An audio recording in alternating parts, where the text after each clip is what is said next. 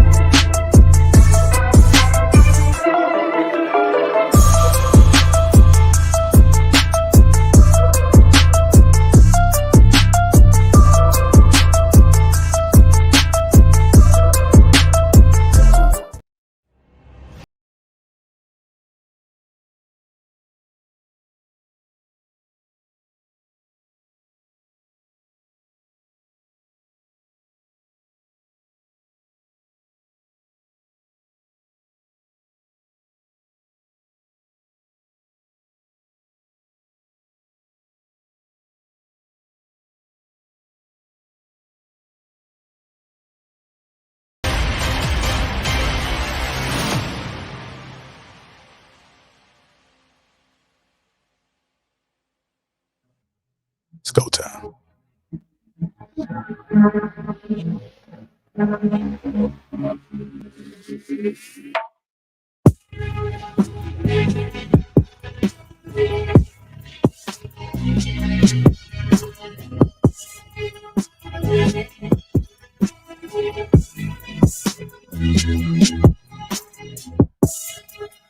What's going on, family? Welcome to Lapeef-ing Sunday on the Super Bowl Sunday. Let me go and introduce the crew. We got Miss Shan Monet, Isis, Jail Story to Tell, Cookie, and myself from Lapeef. So, yeah, welcome to Lapeef-ing Sundays. What's going on, family? What's going on? How y'all doing? You want me to be honest? Yeah. I have an inner ear infection, so I cannot enjoy any libations on this year's Super Bowl Sunday, and I'm a little upset about it, but I'm okay. Is your balance off? Can you Absolutely. equilibrium is bad? That's what sent me to the doctor. I was like, I'm not old. I'm not that old, right? Shouldn't be bumping into stuff, right? Yeah, you shouldn't. Not yet. Maybe in 2 years. Maybe 2 years. So, like, I'm a little confused. You said that you're bumping into things because you got an ear infection? Mhm. How's that possible? What do you mean? That's how our ears work. They keep us from our sound is off. Like we're like little bats. You know how bats they're blind, they can't see, but our ears work the same, just not as sensitively. So our ears help us stay balanced. So I was tripping and falling and tripping and falling and running into walls. Like my equilibrium was off. I never knew that. Mm-hmm. First time hearing. I thought Jay was inquiring about balance. No. Oh, nah, yeah. Oh, damn. Yeah, dog. Get punched in the ear one good time, like a This good. left ear feels like it's just something in there. So it was bad. I didn't know because I was coaching and stuff. So Okay. I I remember love I it too, got man. punched in the ear when I was younger, man. Some kid, he was aiming for my jaw, but I must have moved. And dog, when I tell you that walk home was crazy. Oh man, yeah. You'd have I've been thought, you know stuck how old. upstairs in the crib. I don't want to go down the stairs. I know exactly what he's talking about. Oh Hey, shit. I ran across this video this morning. Did you guys see that comedian that was telling a joke about George? What's the guy that got kneeled on? George Yeah, Floyd. yeah, yeah. So he was on stage. He decided to tell some jokes about it, and the audience didn't really take it quite well. He's a brother too. Yeah, that's a sensitive subject, man. Who You was it? should. Who was it? Well, you ain't gonna say who it was, Well, I huh? I think yeah, if you tell a George Floyd joke, man, it got to be phenomenal, dog. It's too sensitive of it. I think it's too soon. I don't think it's too soon. I think if the joke is good, but if it's bad, you know, if you shoot, you better hit it. For real. You could talk about anything, but if you miss, It's gonna it's turn into bad. something else. Yeah, Totally different. you end up on the 6 o'clock news. And it's Black History Month. Was it a recent? Yeah. But if you hit it, He you end tried up it. in the White House. Here it is, right here.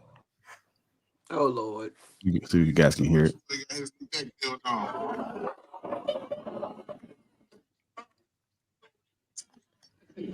Don't ooh at that joke. It's just a joke, man. I would have never kneeled on George Floyd's neck. I would have shot the nigga. That was making us look. You couldn't hit it. I mean, we couldn't hear it. I mean, I probably could bring it up, man. I don't know if I should bring it up. He said he would have never kneeled. He would have just. Yeah, but this how he looked.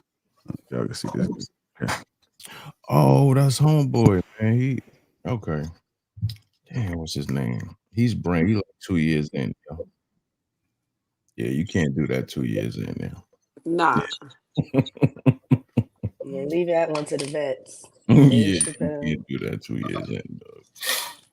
Hey, somebody said, is this live or a replay? This show is live right now. I don't know. Yeah, but yeah, I was trying to stall a little bit. I know Sweeney supposed to be pulling up. I didn't want to play this video until Sweeney got up there. So Go y'all ahead and didn't play. go in. Go ahead and play so we can all get a chance to talk. That's fine. Yeah, I wound up playing it. I'll play it again when Sweeney come up here, man. So you guys, welcome to Lapeef-ing Sunday. We're gonna go ahead and get this show started. I know you guys are trying to get to your Super Bowl festivities, so we want to make sure we keep it short and brief today, so it won't be long and drawn out. I know Isis has a lot to say, so I know she's probably going to be going on a monologue. So we'll be mindful of that. Sweeney 2.0 right there, y'all. Oh, damn. Goddamn. Yeah. Nah, she not. Oh, okay. I'm about to say. Nah, she more like a Trevor Marcus. You know, got to kind of prompt. My temper short today. I don't feel good. I'm just warning you in advance. Your tip is short? My temper. Oh, okay. When I'm sick. Okay. You got that cold everybody got? Or is it just the ears? Just the ear. Okay. All right, shout out to the sponsor, T. Shelly, Uncomplicated Skincare for Men. 30% off alone, a free gift. That link is in the description. Make sure you guys feel the T, as I always say. Click that link. Also, if you guys don't know, me and Sugar Curls teamed up to bring a Sure Man King on top. That link is in the description as well. Valentine's Day is right around the corner. I believe it's, Wednesday? Wednesday is the 14th. I bet the ladies know. No clue. No clue. Okay. Well, just put in love 15 and get yourself 15% off. This would be an excellent gift idea for that special man that's in your life, whether it be a father, husband, brother, son. Because the sons are starting to get beards now. I remember my son, he was cut it off, cut it off. Now he be walking up to me saying, "You see me? See, it's getting long. It's coming in. I'm gonna be up there with you soon." I said, "Nah, bro, you got a long way before you get up to me. A long way." But keep trying, keep trying. So go ahead and get that sugar curls. And Lapeef collab, King on top. What else we got? Shout out to the chat. AP Accountability Partners in there. Joe Lee. Want to become part of Green Gang? That link is in the description as well. Mr. BX87, I see you. Thank you guys for joining us. Big Bam 44 says, "Think you wrong, big dog." I guess he must have been talking about hurry up and start the show before when you get on there. AP Accountability Partner says, "Yeah, Cook, we can see it in your eyes. You're a bit off today." Somebody said, "What's the best electric razor for men with bald heads?" I don't know, man. I don't do a close shave. I just kind of go ahead with my Gold FXs, and I just take it down with that. So, and you guys, well, Hank still got some hair. Jay got hair too. I guess I'm the only one to answer that question, qualified to answer that question. Maybe you guys can answer about the skin. Is there a close razor that you can use to get real close and smooth? Nah, I don't. Straight razor as far as a barbershop. I don't cut it myself no more. Okay. You said straight to the barbershop, huh? Yeah, Hank likes to get pampers. Okay. Yeah, falling asleep, gotta put your head back up and shit. Falling asleep.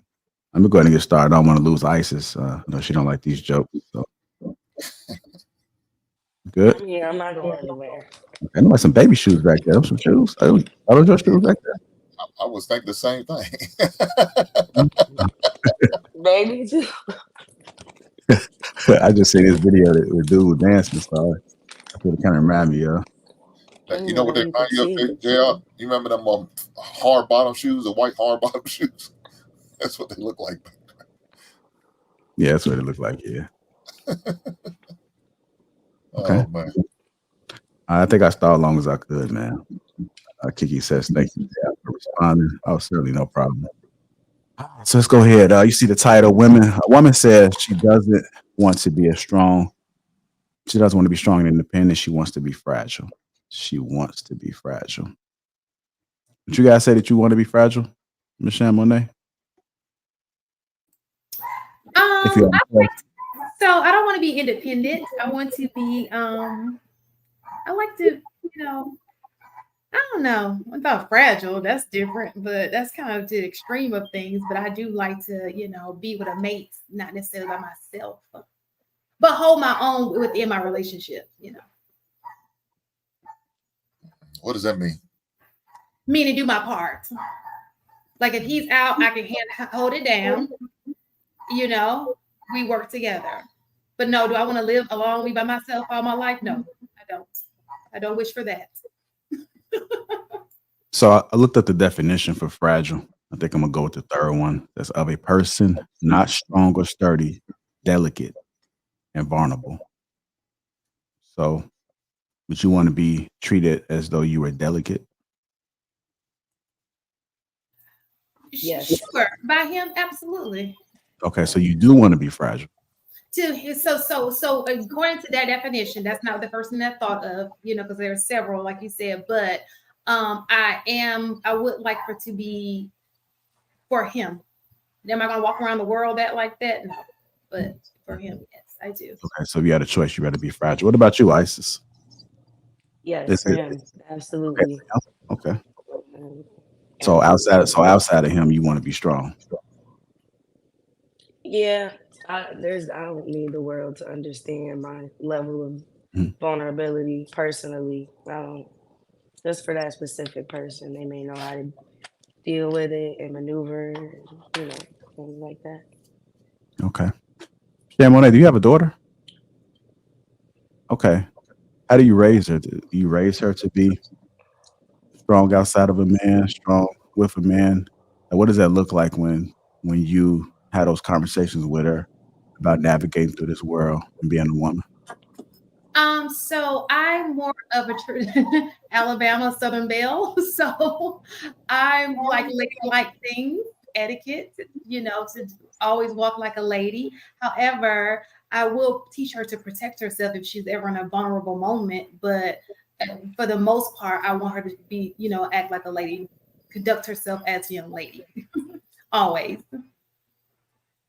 Okay. So conduct yourself like a lady. All right, One Country, what about you? Would you consider yourself fascinated by being fragile, or are you okay with being strong? I'm drinking out of a tulip. No, for real though. I'm not fascinated with being strong. That's stupid. Y'all know my background. I'm trying to be whimsical. I don't, but I also need people to know that when my husband's not around, the pew pew pew is real. You know what I mean? So that's just what my dad put in me. But absolutely, in a relationship, I want to be able to drink my tea out of my flower cups and color if I want to. That's what I I'm want. there with But you. if I need to defend myself from another man other than the man that I'm with, that is very possible. Okay. So is it safe to say on this panel, based off our experience, that most well, I won't say most, that the women you see don't necessarily desire to be strong, but they're strong because they have to be? The environment. I have to be on the swivel. I live in Houston. Mm. Okay. Yes, I think that that's accurate, JR. Sweeney, what's going on, brother? Welcome to the show.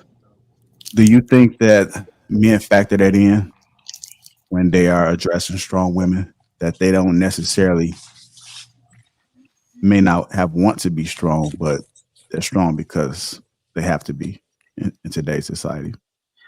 Oh shit! I must have missed something. What happened? No, I didn't. I Oh, didn't play. So oh the topic shit. is women. A woman says she doesn't want to be strong and independent. She wants to be fragile. And then also highlighted the third part of the definition, fragile, which is of a person, not strong or sturdy, delicate, and vulnerable. And so once I read that definition, and I was speaking to Shan did say, well, yes, I do want to be fragile. And most of the women, or all the women that's on the panel, said that they want to be fragile with their man or the man that they date or marry, but not necessarily want to be fragile when it comes to navigating through the world. And so the question that I asked you was, because we often talk about strong, independent women and how masculine they are, but do you think that men actually factor that part of it? That because I can see it. I could be around women and I can see that they don't necessarily desire to want to be strong, but they were strong for a reason. And so I do take that into consideration. But do you think that most men, in your personal experience, consider that when dealing with a woman as such? Um, do most men take into consideration that women have to be strong, but they don't necessarily want to be? Um, yeah, I can say I think they do. Um, I think it's a matter of circumstances as the relationship goes on that kind of makes a man lose that ideology, right? Because us as men, we come into it like all of us understand because we've all grown up with mother. We all talk about them. Oh, well, my mama had to struggle. Oh, what I seen this. I get the plight of y'all or whatever, right? But as the relationship goes on, I think a lot of men tend to feel like, okay, I'm trying to be that for you. You got to stop fighting me over the microphone. You say you want to, you say you can, well, then show me. And this is just me talking about regular everyday people, right? I don't necessarily know how life goes in certain echelons of people. I don't live that life. But regular everyday people, we say, I get it. We both have to do a lot of things. But why do you have to bring the fight to me? We go through a lot of shit in our day. Why do we have to fight here? Why do you want to battle me on everything? Why do you have to question me on everything? Do you not trust me to? I want our family to succeed just as much as you want it to. Because if I fail, we fail. If you fail, we fail. So why would I ever want to move in a direction of I want us all to fuck everything? Let's just throw caution to the wind. I think most people, or the majority of people, move in a direction of they want to see things go right. And I think how a lot of men feel is that, do you not trust me to understand that I want our family to go in the right direction? And if you don't, why are we even here? So I do believe that men understand, and they do go in understanding that. It's just as the relationship goes on, we kind of lose sight of that because we do tend to see a lot of fighting over the details.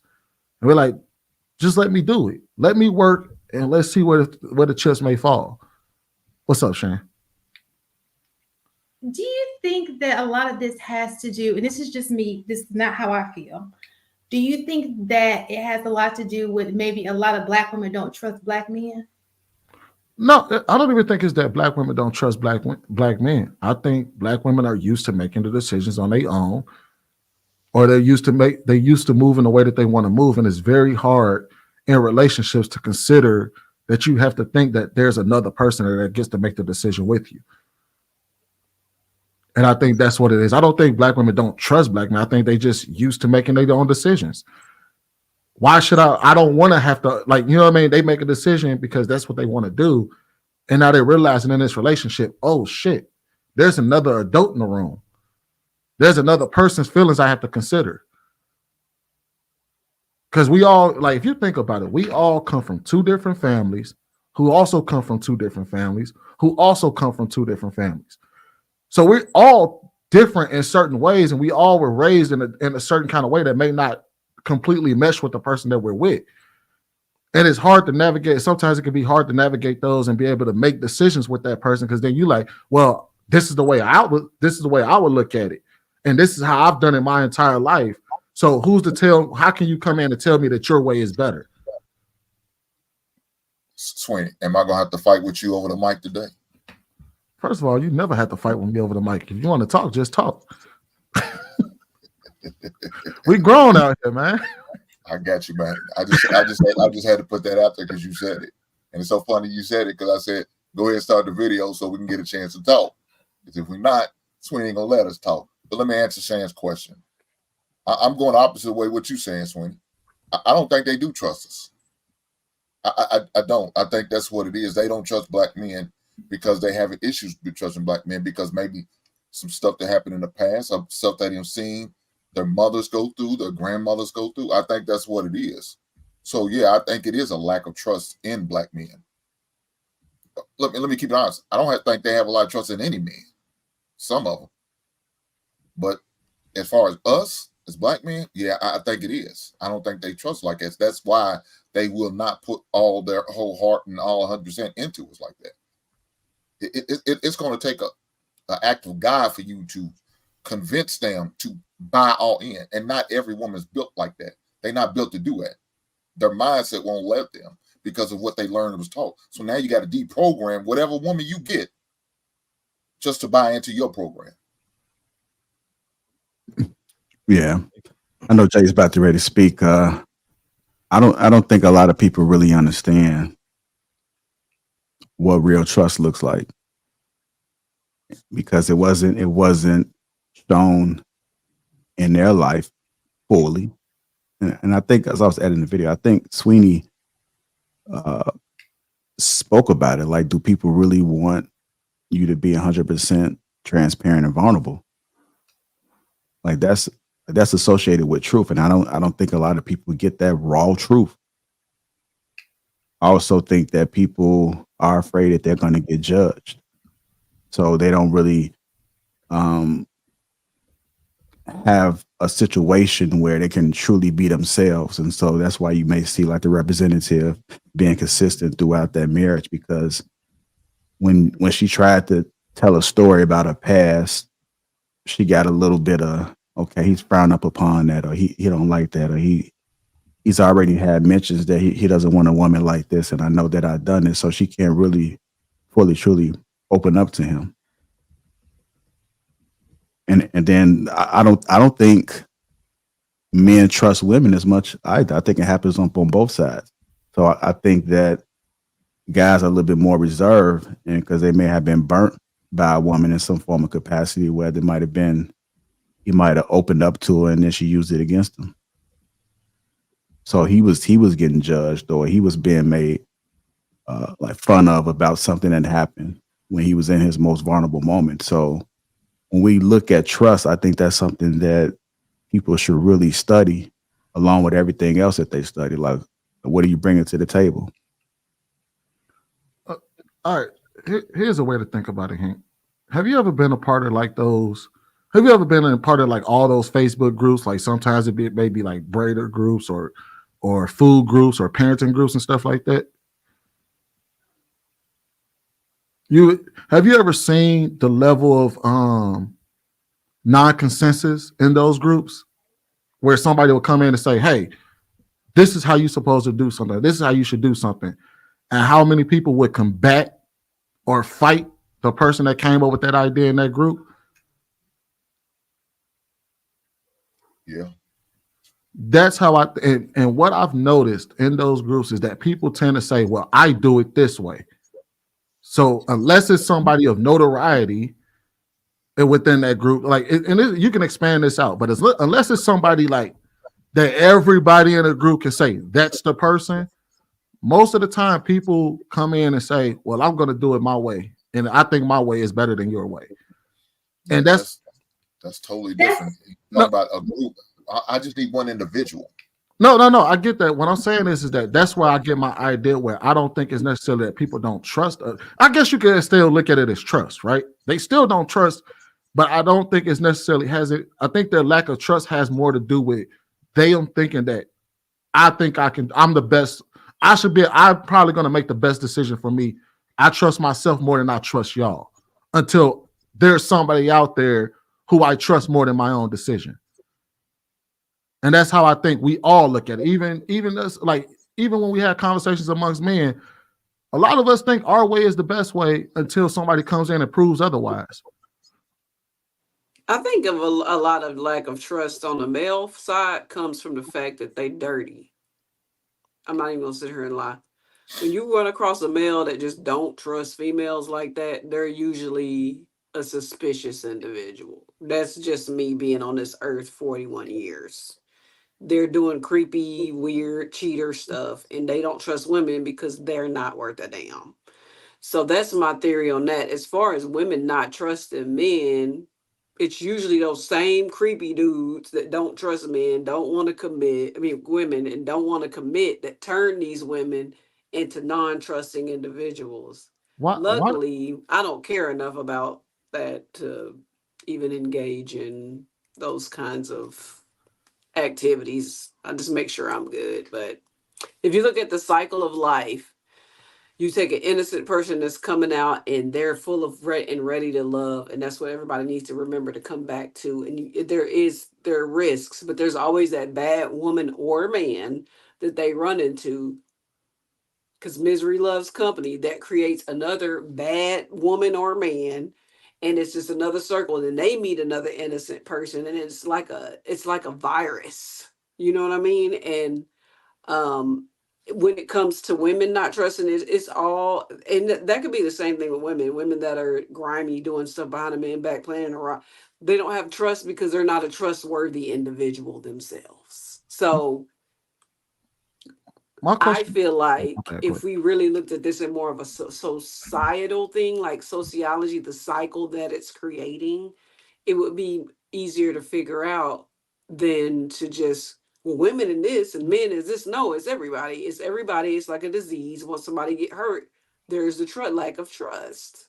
Period. It's that easy. And then they turn into this skittish person. So it is what it is. That's what I think.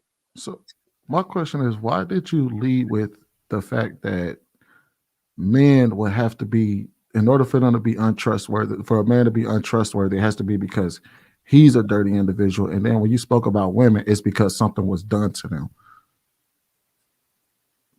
Just probably how you led with that. Because I'm a woman. I'm not going to defend what I said. I went around and realized what I said later and corrected it. Did I not? I mean, I get that, Did but I you know, not? no, you did. But that's the reason Okay. I'm just asking, why did you lead with that first? Because I'm sure the reason why you corrected it because you heard yourself say that and was like, wait a minute. I That was don't seem- wrong. That's why I was wrong for leading with not both sexes. I should have said men and women, but I didn't. I was wrong for that, so I Yeah, corrected it. Sweeney, you missed a memo earlier. Cooker said she's not feeling well, so she's gonna be feisty today. So Oh hell. I'm just letting you know, fair warning. Right on. What I'm saying is, I said something outright. It was not fully what I believe, so I came back around and I corrected it. So why would you ask me about something I corrected? Well, because I just the reason why I asked a specific question. I said, why did you lead with that at first? I got the I wanted correction. to lead with women and men are dirty, but I get anxiety and it came out wrong. And then it didn't. I tried to bring up the woman and it came out like she was a victim. No, not all women are victims. But in a society, when I painted the cycle, I said men and women and I corrected it. So I apologize for not saying it like you wanted me to say it, but I hope that the message was received. Well, go ahead. I, Okay. I was going to explain how sometimes that can be dangerous when we having these conversations about relationships because oftentimes people do that a lot, and You're we right. And and we you've never swayed away from doing it. That's why I corrected it. My bad, Sweeney. I apologize. I'm sorry. The thing, Because I'm a true believer in no absolutes. I ride with you on that, even in the comments. So I apologize. I was wrong. All right, yeah, Shan, to go back to your initial question when you were saying, are y'all lacking trust? I mean, I think a lot of what Sweeney and Hank's saying, this is something I think there is a lack of trust. And depending on how deep that lack of trust is, depends on when it started. You know, it could have started as early as my father's not there, or my father let me down a lot, or it could have came from a series of bad relationships where they're just in that state where there is a lack of trust. But I do agree, it does go both ways. I think that's the problem. Everybody's kind of looking at everybody like, you know, I'm waiting for you to fuck up. No, I'm waiting for you to fuck up. You make the first move. You make the first, you know what I mean? So everybody's at a stalemate right now. yeah. I'm gonna go ahead and play this video, but before I do, I just want to highlight how important the foundation is. So people don't walk around with a sign on them saying, "I have trust issues. I have these traumatic experiences. I've gone through this. Um, I've been hurt so many times." So because we're not wearing it on our heads, just focus on the foundation and what you're gonna to do within the range of that. Because like once the foundation is broken or it's tarnished, it's messed up, it's going to be hard to rebound from that. So like you can fully unlock an individual if you make sure that you're consistent from the beginning and you don't sway away from it. So let's just make sure that we focus on the foundation. And I think, and it shouldn't be that hard. Typically, if it's that hard, it's because you have a pattern of creating messed up foundations. And so whenever you putting forth a lot of effort in trying to keep that attack, it's because by default, that's not the way that you really want to be.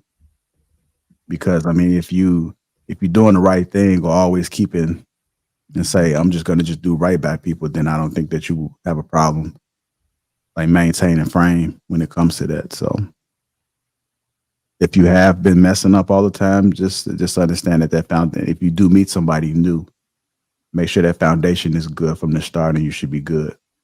Like you'll be surprised as the results you get from a woman when she can fully trust you. I'm going to play this clip and we'll get through it.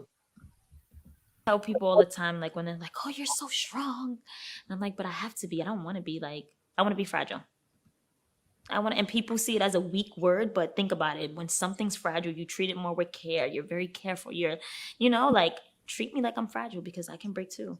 And people are so used to me being so strong and so independent that they usually don't check on me.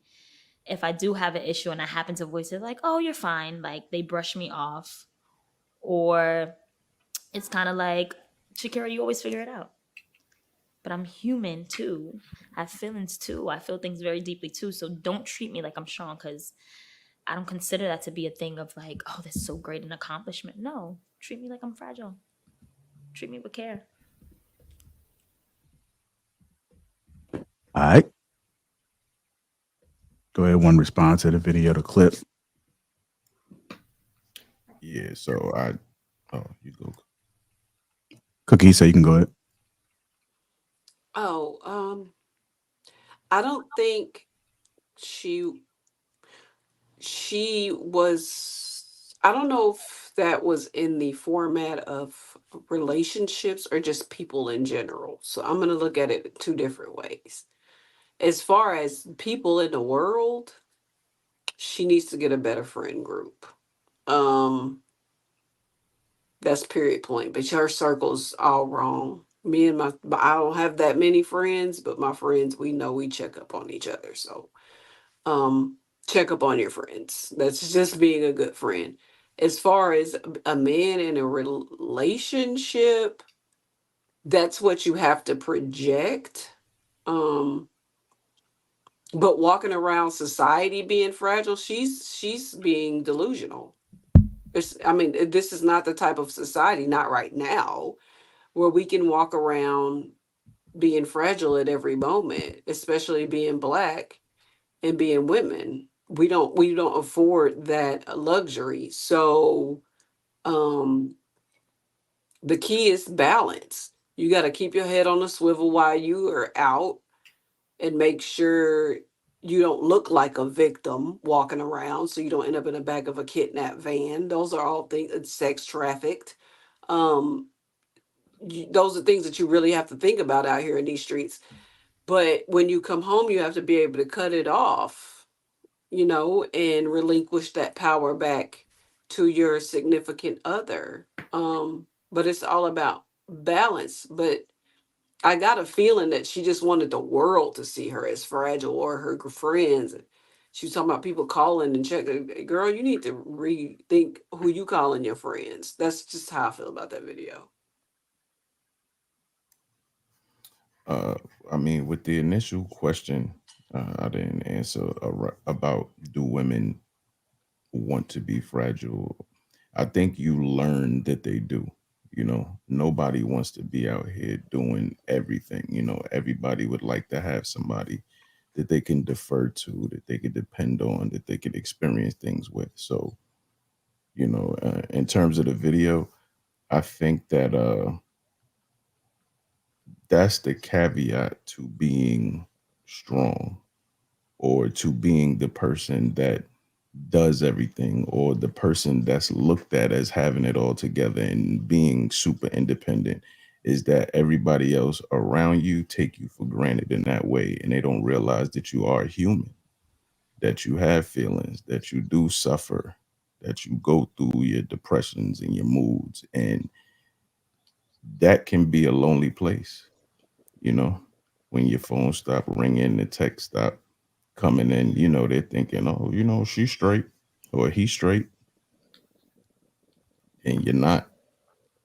But so part of that can be you being honest and being vulnerable with the people around you, that, yeah, bills is paid, everything's taken care of, but everything ain't everything, So hit me up, you know. Do you think a lot of the times when that vulnerable person gets honest, there's an expectation involved that, the other person has to meet? Like, now I'm vulnerable. This is what I expect from you. That's where it gets. I mean, I think like what Cookie was saying about it's an assessment of who's around you and who cares for you, because people that care for you will check in, and people that care for you will sense when there's something wrong, and then they'll probe, and they'll set some time. I may not want to drive across town to hang out with you, but something that you said in the text or by me reaching out, it'll tell me like, all right, something else is going on. So let me set aside some time so that we could, and you can get that out, or let me know what's really going on. You know, the people, that's a good assessment of the people around you, because people that are truly your friends, they'll be able to sense that. I agree. All right. Go ahead, brother Hank. You want to speak on it? Like you saw the video, what were your thoughts?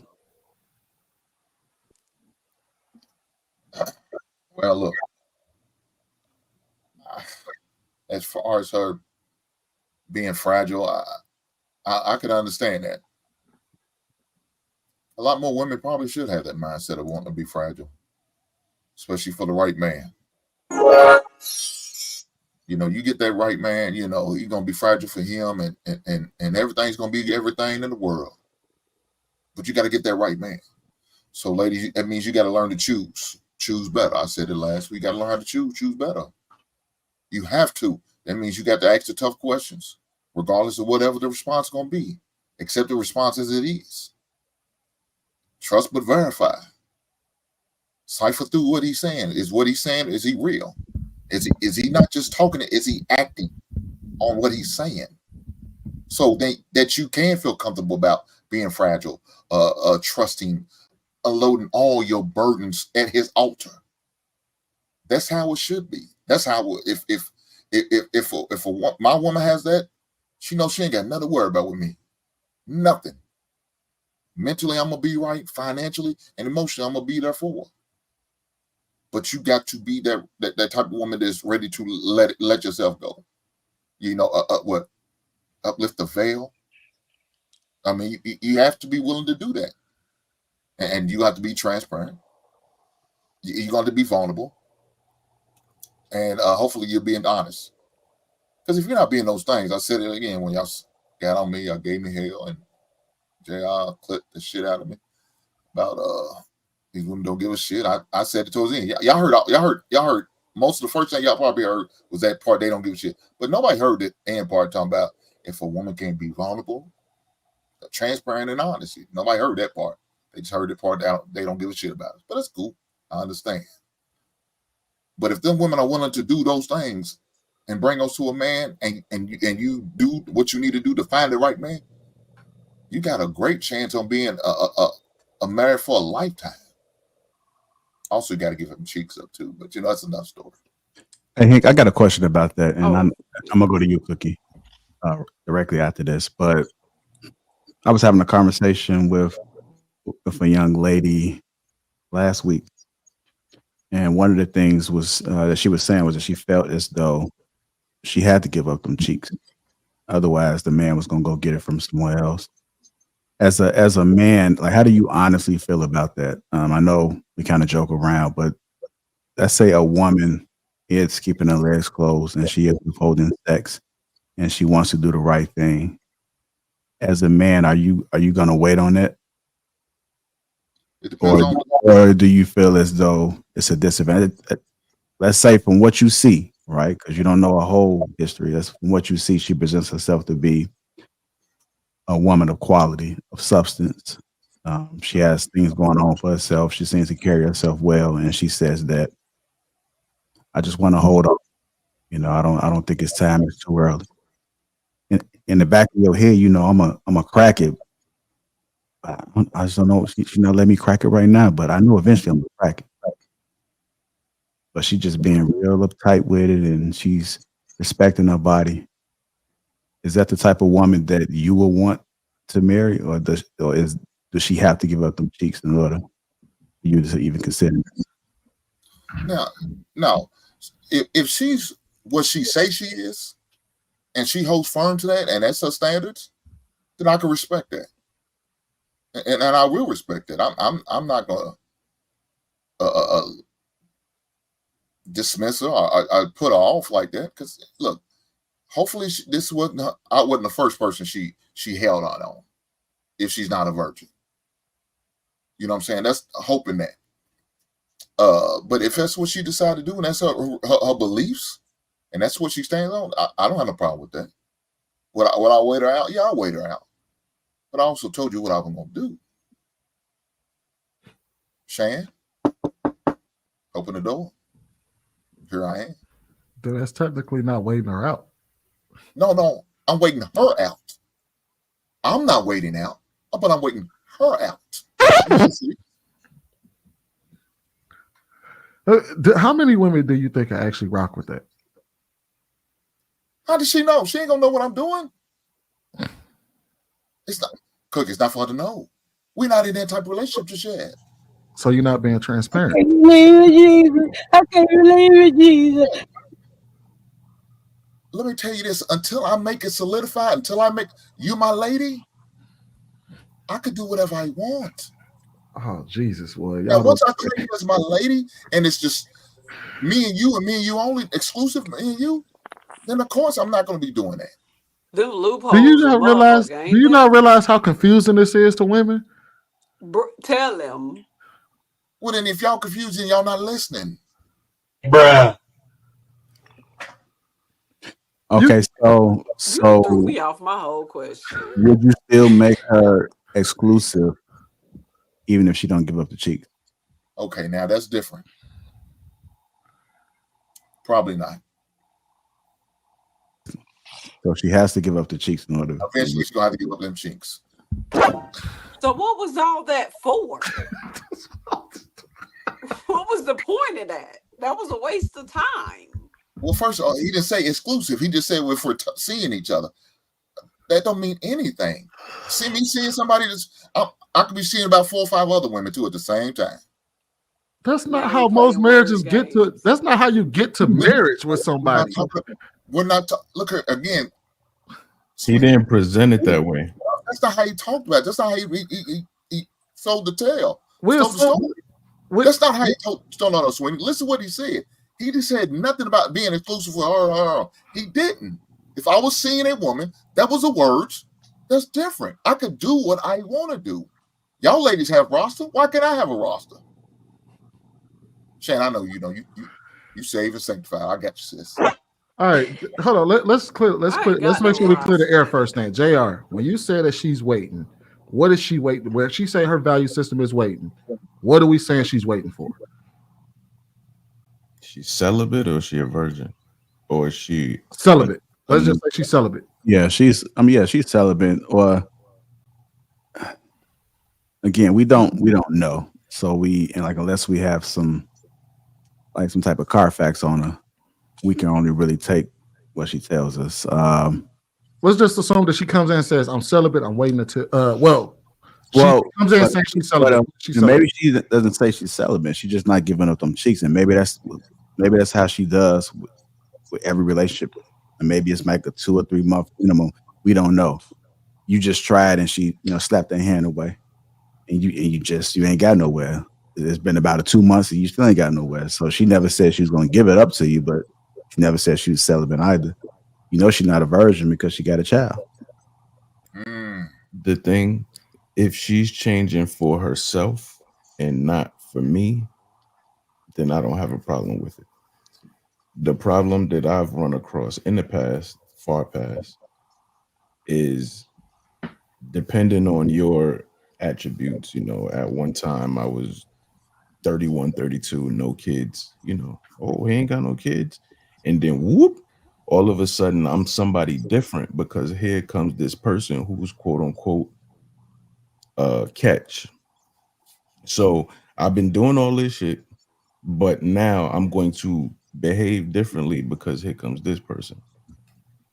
If you're changing for yourself, I can respect that. If you're changing because you think that this approach is going to keep me, I can't respect it. But how would you know, Jay? Because you do your research, man. You do your research. But I mean, if I had no facts at all, and they're saying this to me, I mean, we would play it out, and eventually it would show. It would come out. Like if this is something that you're truly doing, like it's gonna show. But Carfax are everywhere. God damn. Ladies, if you're holding out for whatever reason, Christianity, just for yourself, go find you a good Christian man, because it's very apparent that you two. Well, I y'all just want to put this out there real quick because somebody in the chat said something about her being a virgin. I don't really think men want like 40-year-old virgins. I don't. From what I can tell, I think men may want her to have a low body count or be a virgin at the younger age, but once they start getting into the 40s, then it's like, okay, well, what's going on? They mean to tell me you haven't been able to find anybody that's good this whole entire time. And then even if you're looking at, let's just say she's a Christian, right, and she's a virgin, all the Christian men are married, like they're off the market. And if you find you like a 40-year-old Christian virgin man, the woman's gonna be questioning him too. They're gonna be questioning him like, what? So you ain't been able to find no woman this entire time. Can we be real here? No women.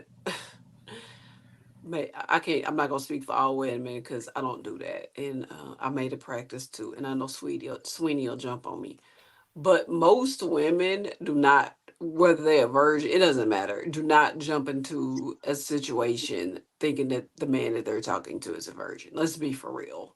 They don't, and would be shocked if it came out of his mouth. So I that's wouldn't not disagree with something that really y'all have to worry about because we automatically assume y'all got bodies because y'all are male. I wouldn't disagree with that. But Yeah, I'm cool. My God, I mama think that's right a there. safe assumption for a woman. He didn't jump on you. He didn't jump on you. Good job, Swing. I'm proud of you. But I'm sorry y'all don't understand why I said what I said. But look here, what you sit there and said. If that's her religion base, she should be looking for a good Christian man, so y'all can be equally yoked. You shouldn't be looking for a heathen like me. I'm not gonna be no good to your ass. Because eventually, like I said, I'm gonna want them cheeks. You talking about 2 months, 3 months, 4? What am I waiting for? And I see that little crumb patch in the background. Hell no, I'm not gonna be waiting. Some other dude didn't wait. You ain't no damn virgin. That's obvious because I see them another nappy-head boy back there. So why am I waiting now? All of a sudden, you decide you want to close up shop, put that chastity belt on? Why? Because I come around? I'll be get it. damned. I get it, and I completely disagree with that. Depending on why she did it, I'm just saying, like, I know some real live Christians out here that's probably like horrified. But I had a question for you earlier because you went into the relationship part of the video, and you were talking about women being fragile. I was wondering how you would expect your wife to be. She can't be with you 24/7, right? So on the outside, do you expect that same fragile person out in the world? Or do you just expect that when she come home and know she need to be able to turn it off? That was my question for you. For me, right? Yeah. Okay, yeah, I expect to be fragile all the time. Ain't no part-time fragile. Ain't no turn the light switching on and off fragile. No, she's gonna be fragile all the time. Because let me say this: more than likely, people are going to respect her. They're gonna treat her a certain way. They're gonna act a certain way towards her. Now, you talking about the criminal element that you're gonna we all have to deal with, and that's nothing you can do about it. You could be hard as hell type chick. You know, y'all got your mirrors in your pocket. Y'all practice looking hard on a regular basis. Shout out to E40. But that's not going to stop the criminal element to doing something to you, assaulting you, taking advantage of you, getting over on you, or being disrespectful. That's not going to stop none of that. That's not true. That's my major. That's not true. I'm a criminologist. For the most part, they're not going. It's not going to stop that. It does. First thing they're going to look at you as a woman. You're a weaker vessel, so they're going to try to take advantage of you just because you're a female on top. So that's what I'm saying. On top, they're going to look at you to take advantage because you're a female. I get that. So but I'm telling you, fragile or not fragile in that moment, it's not going to make that much of a difference. It is. Okay. There's certain people that they target. There's certain people. Certain demeanor. I feel like there's certain demeanors that criminals target. Certain women, you could look in their direction, and they're gonna be like, nah, she with the shits. You know what I'm saying? Like, and that's the persona that you have to have out look in left the and right. What do you mean by with the shits? If you run up on me at the gas station, you're probably gonna get popped with the shits. I got some folks. There's a way that you have to carry yourself out in public. They don't give a shit. I think we should say this. like I think we should say this, right? And I always bring up this spectrum, man. Like which side of the spectrum you want to be on? You want to be on the more risky side, or you want to be on the more safe side? Like that's not a guarantee just because you look a certain way. Now, does it work? We can make an argument. It's based off our experience, but similar to other people's experiences, like Hank and just me in Chicago, I know that there are people that don't give a damn.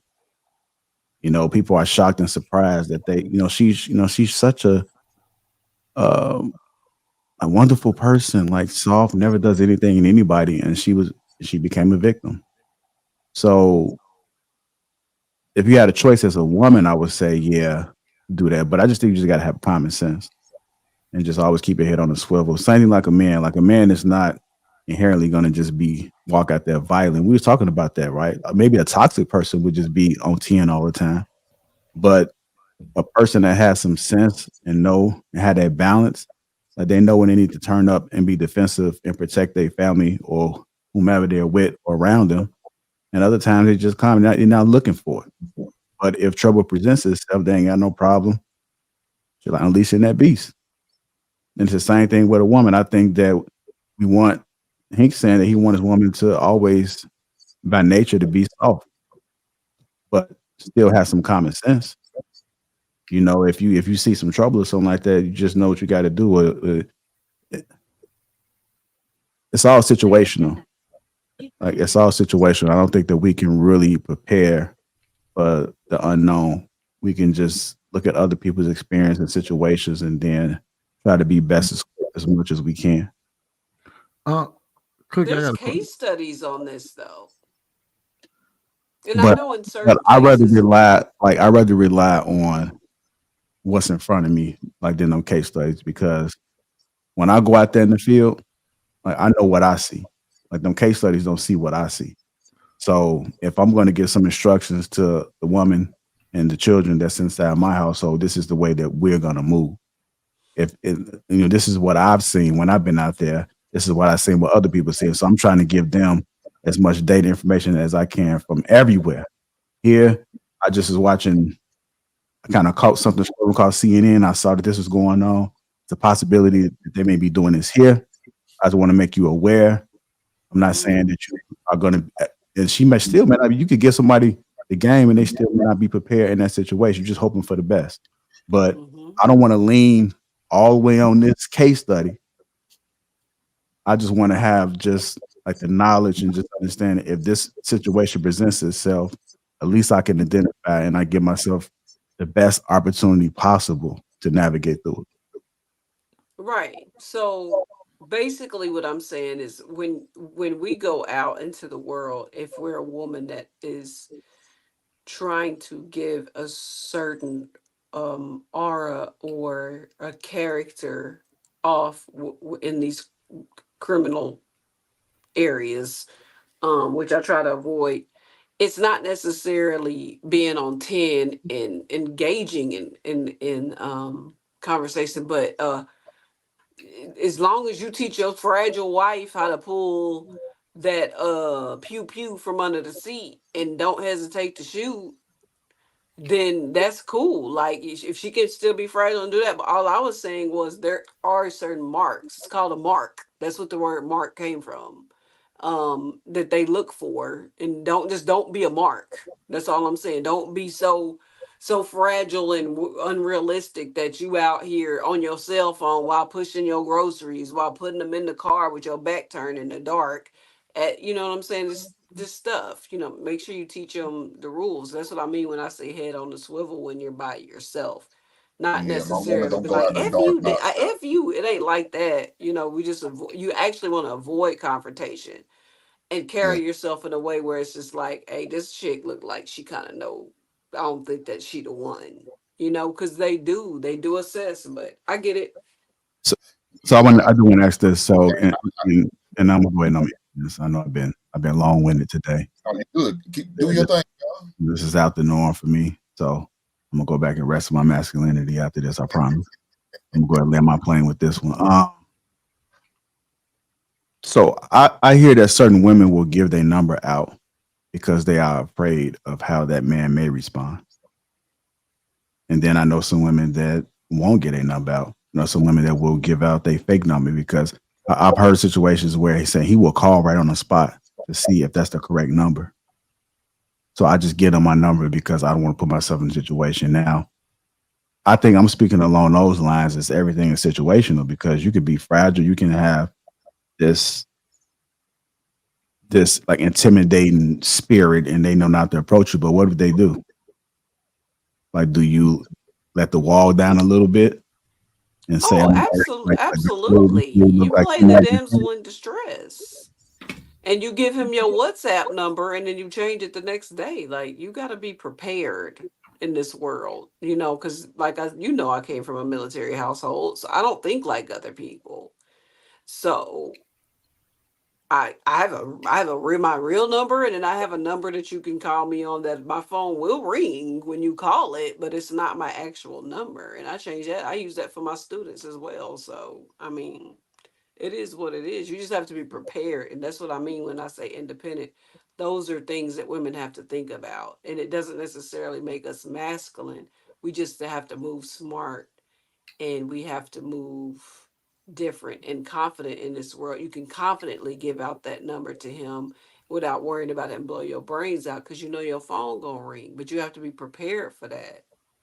And a guy coming up asking you for your number isn't him coming up and robbing you. Like you're not, or trying to snatch you up. Like women that walk with their heads down or they're just distracted everywhere. I mean, I did a whole case study on it. So they certain types of criminals look for certain types of victims. That's all I'm saying. So when I leave the house, if I'm not with a male, I definitely turn into a different person. That's all I'm saying. I kind of want to make sure we get back on this fragile so we can get to this next topic right quick. Anybody else got anything else on the video? Want to be fragile?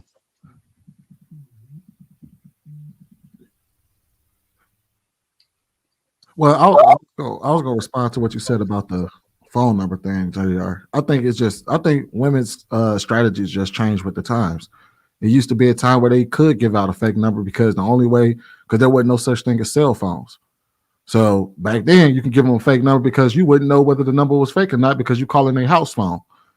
And now they just found another way of being able to give out a number that doesn't. It's still a fake number. It's just okay. Now you can see this fake number being called right here in this moment rather than later on. So I think women have always played those certain type of strategies. It's just their way of they give the real number to the guy that they like and they give the fake one to the guy that they don't like.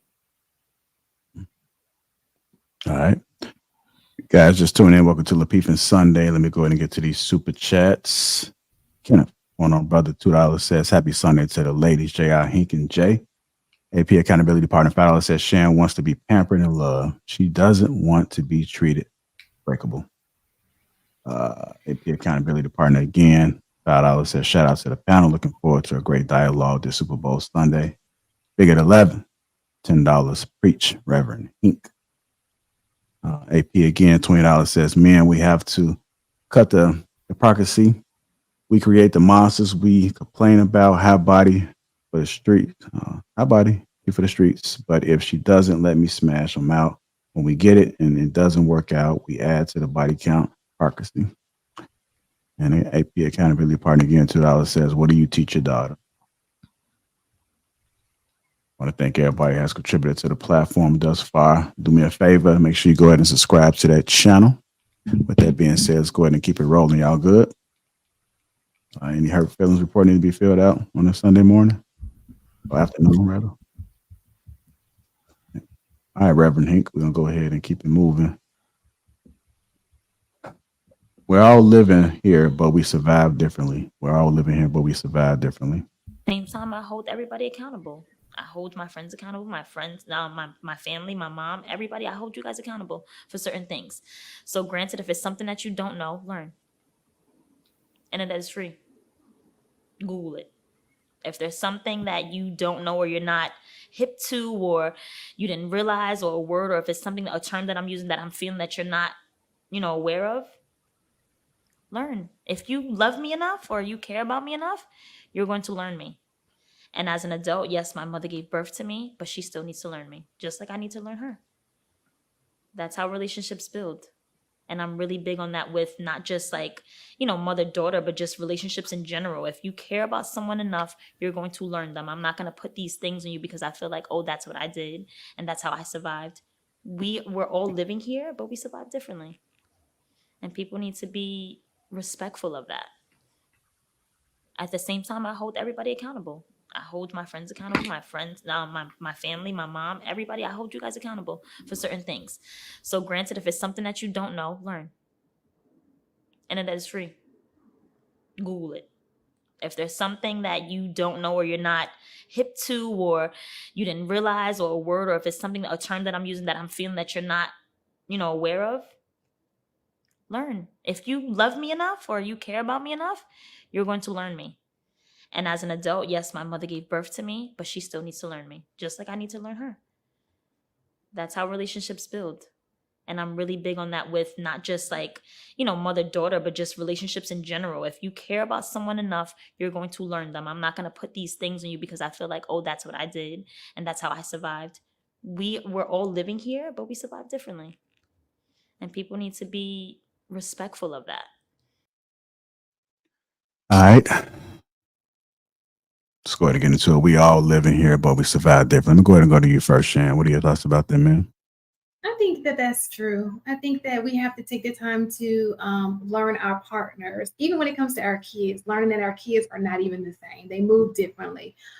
Everybody is their own individual self. Even if I dated Hink, then when I dated Sweeney, those are two different individuals. You have to learn each person to really understand where they're coming from to make it work. It's even to see if they're the right fit for you. So I get exactly what she's saying. And if you do love somebody, you will take the time to learn them. The problem is people don't stick around long enough to learn people, or when they feel like they leave the situation. But I agree. If you're dating with intent, it's very, very important to learn who your mate is, how they move, and be accepting of them. So. All right, go ahead, Jay. I think when she said we survive differently, what I got from that was we've been through different things. Like a lot of times you'll see that people will compare and contrast their upbringings, and the people who quote unquote has had a softer upbringing, you assume, oh, you know, you ain't had no problems, you ain't deal with no adversity, so you know my struggle, you know, you compare struggles essentially. And there's a hierarchy of struggle, you know, oh, he grew up in the hood, so he's tougher, he dealt with more, you know. This is not necessarily true. I mean, you may draw different protections, meaning you're able to identify things different, but it doesn't lessen what another person went through just because they were on the outskirts of the city, you know what I mean, and grew up in a two-parent household, you know. A lot of those two-parent households can be prisons, and it's a lot that goes on under those rules. So, you know, some people grew up in the hood, but it was rich in love. Some people grew up in the suburbs and it was rich in neglect. So that's how I took it. All right, go ahead, Sweeney. I was gonna say, come back to me real quick. I'm trying to collect my thoughts on it. All right, Cookie.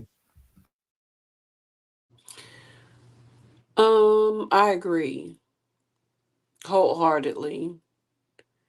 And I have two examples of why. When I was growing up, I had a two-parent household and I lived in one of the suburbs of I lived in the suburb of all suburbs. And I don't know if y'all seen that Dave Chappelle special where he said we lived in the suburbs, but we wasn't the super super rich people in the suburbs because we had bread, but it was some people that had real bread. But their children that I went to school with were so unhappy. Everything was wrong, and I would sit here and think, I'm like, you driving a Range Rover to school? What's the problem? And you think they spoiled, and and I grew up and everything's so happy, and oh, your parents are great. I'm like, they all right, you know what I'm saying? fast forward to me having my daughter, and she's like, Mom, she an only child, and I had siblings, she didn't, and she requires a lot more attention. And I'm just like, did I raise a softie? You know what I'm saying? This is what I'm thinking in my head. And what it actually is that she just grew up differently. She had all, I didn't have my grandparents. I had my parents, but not my grandparents that had passed away. So she had a mama, a pawpaw. She had her aunties. She was the first grandbaby. Like, so she had this different kind of life than I did when I was sharing everything. I had siblings, and she's the only child, so she don't really know how to communicate. And when she's bored, she comes, she'll call me. And I'm like, without saying my daughter's name, I'm like, kid, what is it? She's like, I'm bored. I'm like, okay. You know, so and I get a little frustrated, and I'm like, you know what, she was raised differently from me. She didn't have the self, she had to learn how to, I was her friend growing up, like not literally as a parent friend, but I was the person that she talked to because she was an only child and her grandfather passed away. She calls her grandma, she calls her aunties, but she's kind of like this an adult now, but she's like this little person. But the things that bother her wouldn't have bothered me. So I'm just like, what? Did I go somewhere wrong? But it's just a different in generations. That's just how it works. And the more successful you are generationally, the less your kids have to deal with. And that's just what I've learned. My dad was a successful businessman, made us successful, which rolled over into my daughter being a part of a successful family. And so she's just kind of like anything that goes wrong, it's like, eek, I don't know what to do. And I'm just like, ugh. So, yeah, I agree wholeheartedly. It's levels to this. You know what I mean? All right. Go ahead, Isis. I agree with the accountability component, but a lot of the time, it reminded me of what Jay said, like assess the situation. A lot of the times people will say, learn me, learn me. Are you setting that example? Are you being that person to show that person how to learn people? Because what did it cook? Yeah, Miss Cookie, she said, like, we're all raised different.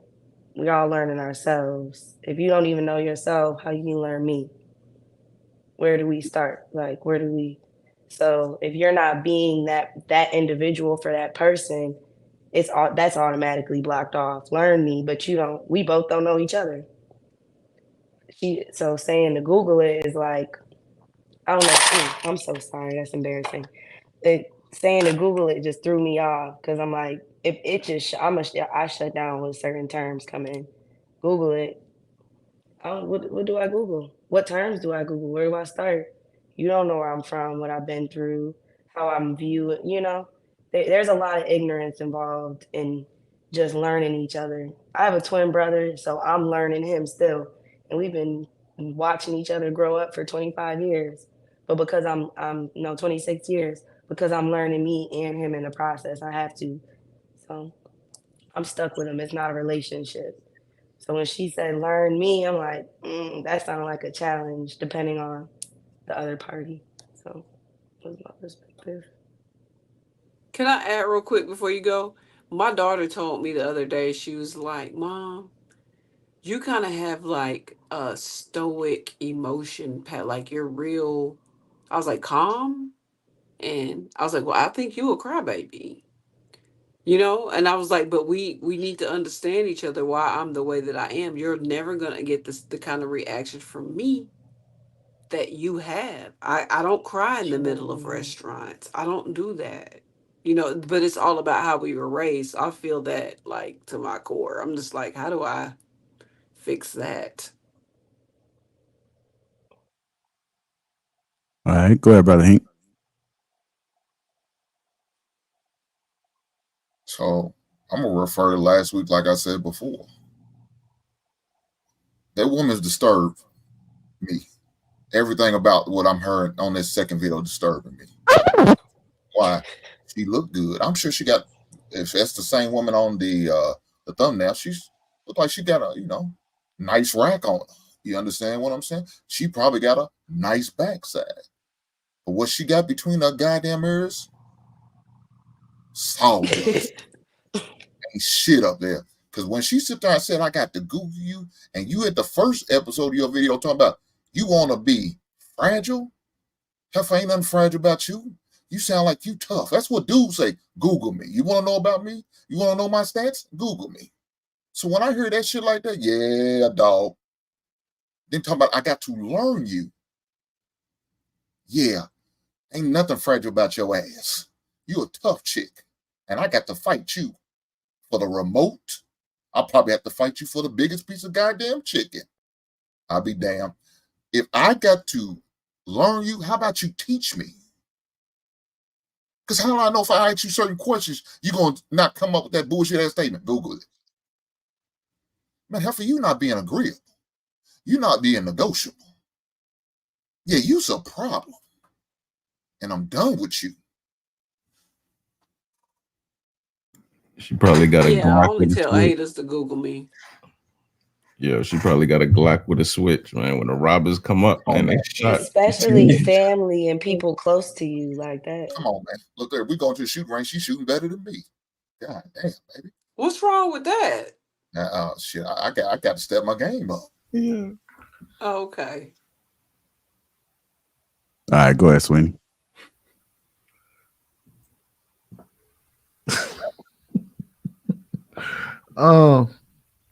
I think this perfectly ties back to the very first question you asked me, JR, about women trusting others, right? And I think she perfectly illustrated that we all are different. And I think it's very easy. The reason why a lot of people are choosing singlehood, because it's very easy to make all the decisions in your life when you're the only one making them. You're the only one making the decisions for your kids. You're the only one making the decisions for yourself. You decide what you want to do. And when you encounter other people, you really do have to learn that other person. And they do really have to learn you as well. You have to learn what makes them tick, what doesn't make them tick, what decision they would make in this scenario, what they like, what they don't like. And that's where I said that a lot of women, not necessarily, it's not that it is a trust thing, but it's more so do I trust you more than I trust myself? Even wrong, right, or indifferent, when I'm making a decision for myself, I know that it's me making a decision. Do I trust you to make the decision for me? And I think that's where a lot of women have their point of contention at when dealing with men or relationships in general. Because if you talk to a lot of women, they don't even trust their friends to make decisions for them. They don't trust their family. They don't trust... And that's kind of how they rock, because they trust themselves more than they trust everybody else. Wrong, right, or indifferent. And they could be fucking their lives up, but at least they know that I'm making that decision. You're not. And it's a form of maintaining control over their lives. So when she says you have to learn me or you have to learn one another, she is right. Now, to hint credit, hell no. To tell somebody they have to... Now, she did say this thing. She said you have to Google what she said, not who she is. To tell somebody you use a word that they do not know and tell them, or you say, make a phrase or a statement that they may not know, and they say, what do you mean by that? And you say, you better Google it. You're a problem. That's most definitely a person that's a problem in a relationship. But overall, yeah, that's rude as shit. That's rude as hell. Don't tell me some shit and then I ask you to expound or whatever, and then you say you better Google it. I can't relate with you. I can't meet you where you at. Like what?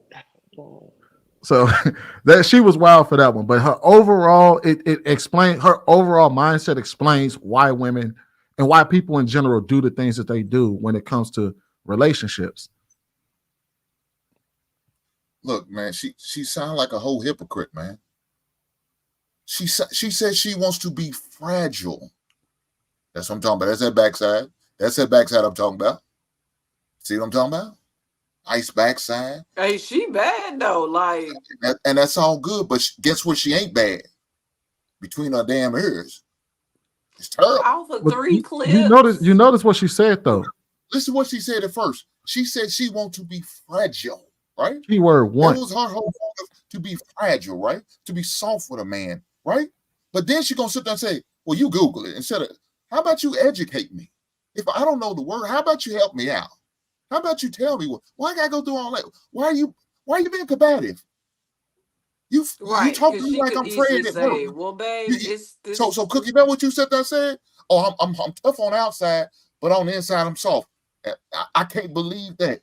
You're gonna be what you are all the time. I never said I was tough on the outside. I said I'm tough on the outside of my house, away from that's my what I'm husband. talking about. That's what I said. You said you tough on your outside your house, right? Okay. I'm sure she's the same way, but she didn't turn it off. She don't want to turn it off. No, yeah, you got to turn that shit off. You got to leave that in the driveway. Well, she's not.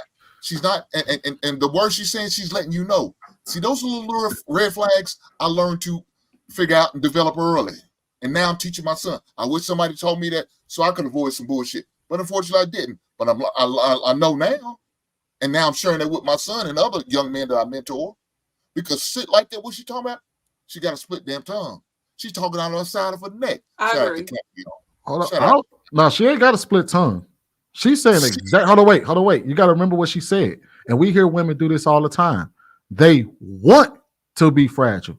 But what they mean by that is me wanting to be fragile is predicated on what you can do for me to make me feel that way. There's some prerequisites to that fragile, i.e., her femininity cost. It comes that you heard it before, and you remember when we always ask, what is it? Why does your femininity come with what is it? Why is your femininity negotiable or conditional? That's basically what she's saying. I want to be fragile, but that comes with conditions. And my conditions is that you have to do a bunch of shit to let me rest in my fragility or my femininity. That's why she immediately followed that up with what she said afterwards, which is, you better Google this shit. You better, you go out to learn me. She got real hostile real fast. That's exactly, they all say it. A lot of them say it. The ones that say they want to be something, it normally comes with conditions. It's never, because if you want it to be something, then just go be it. So like I said, she talked out the side of her neck, man. Yeah. And even the attitude toward her mom.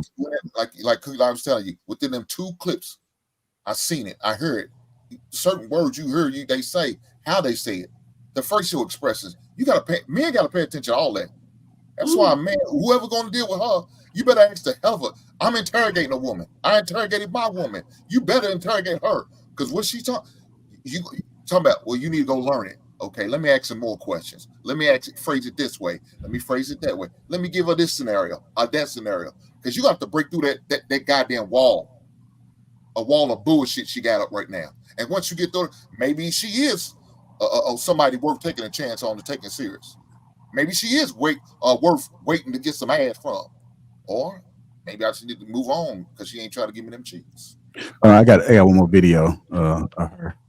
I just was going to throw it in there. Because she takes it hard, I take it hard, because I think that's the one thing that, imagine asking your child, like, when she's upset, like, what's wrong? And she's like, you can't fix it. It's because he's missing. So it's like, shit, what do I do now? It's the one thing I can't fix. And me, I am personally a fixer. Like, what is it? Mommy's going to figure it out for you. Mommy's going to help you. Like, we're going to get through it together. And she's like, Mommy, you can't fix it because you can't bring him back. And it sucks. And it's a shitty ass feeling to know that as a parent, you plan something out. Like, she was planning everything. Like, you think of this vision of life and then it doesn't happen that way. And then for her, it's kind of like she's always going to be missing something that I can't fulfill. So it makes me feel incomplete because I know that in some way, shape, or form, she always will be.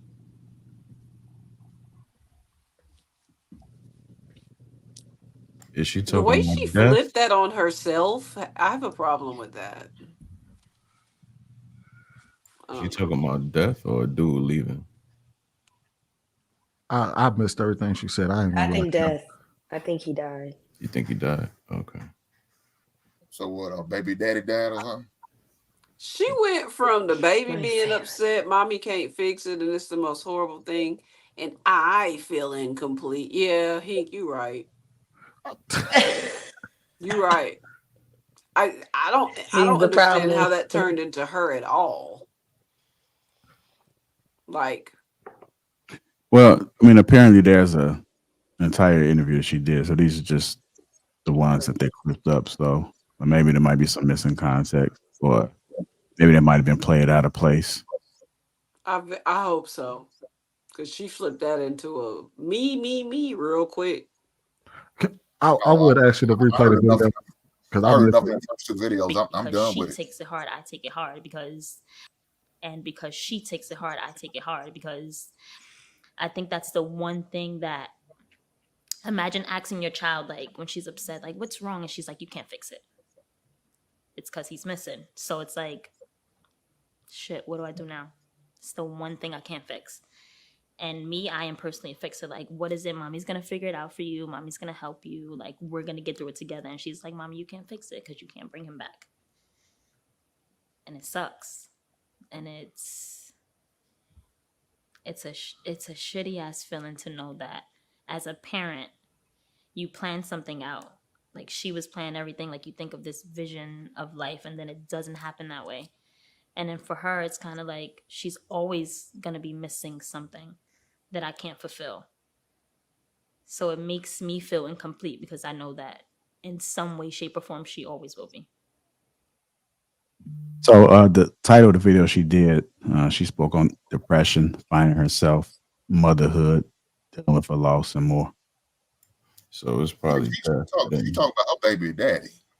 Yeah, it sounds like all that. it sound like you talking about the father. That's what it sounds like.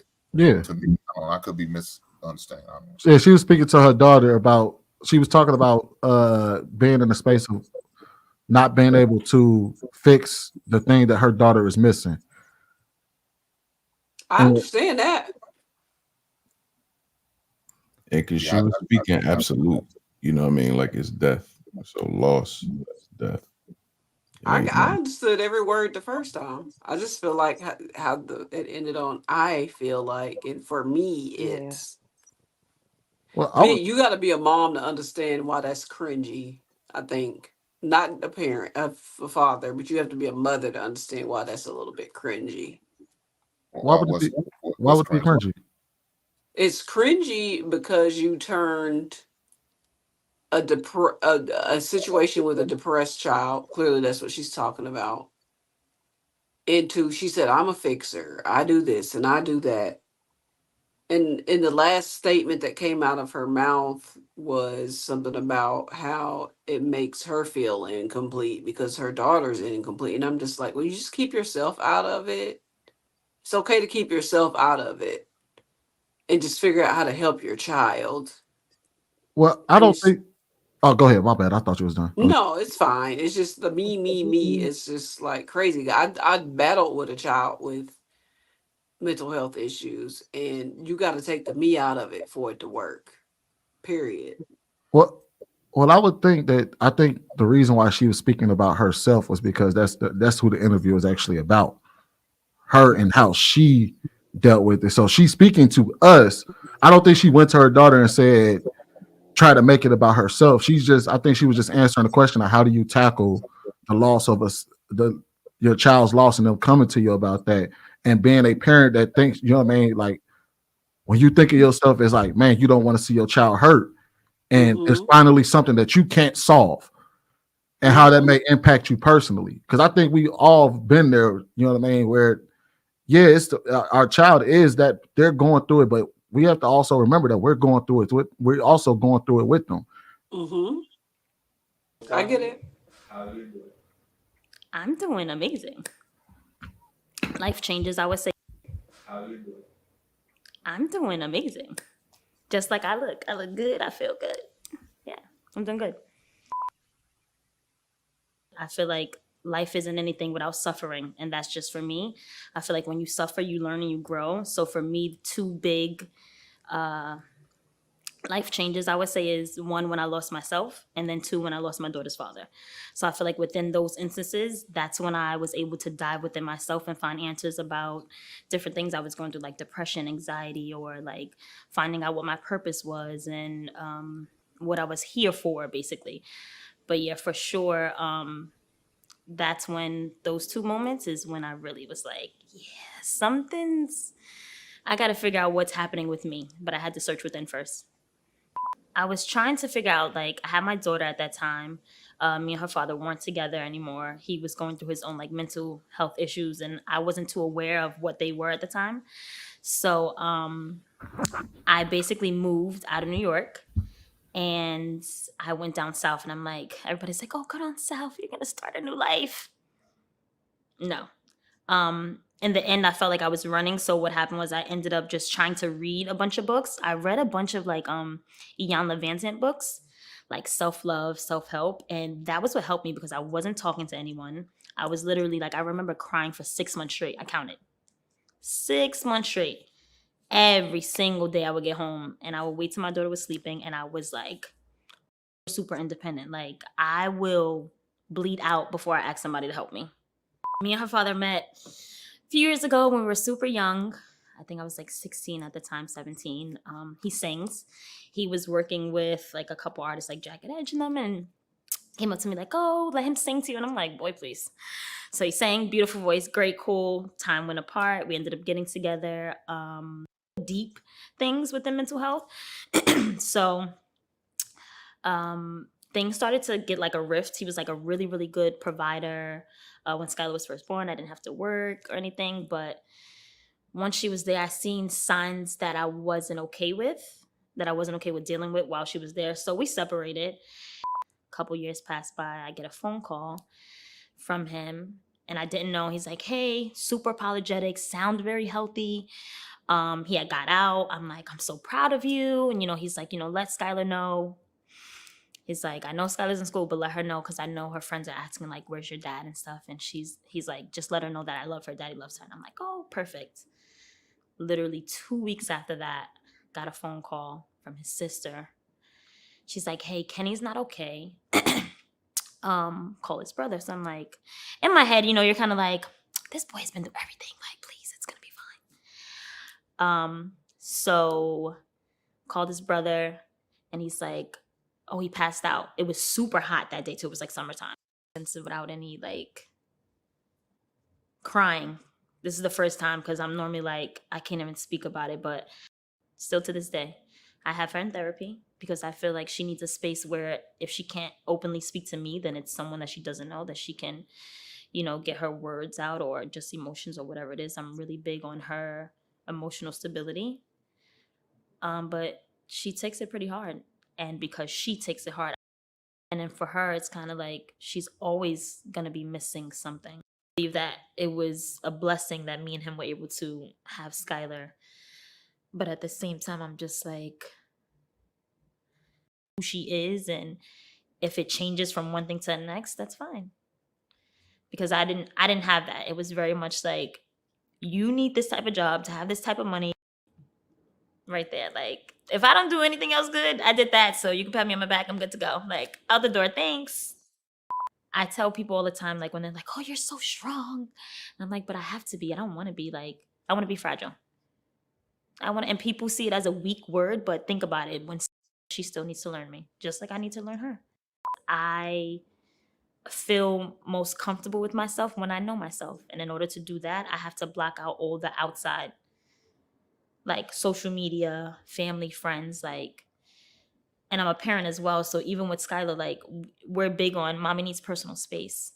Mommy needs time right now, because I have to figure it out. Because if not, if I'm not in my own body, when I go into hibernation mode, they know to check. And when they check, that's all I need. I just need to be like, "You good? You want to talk?"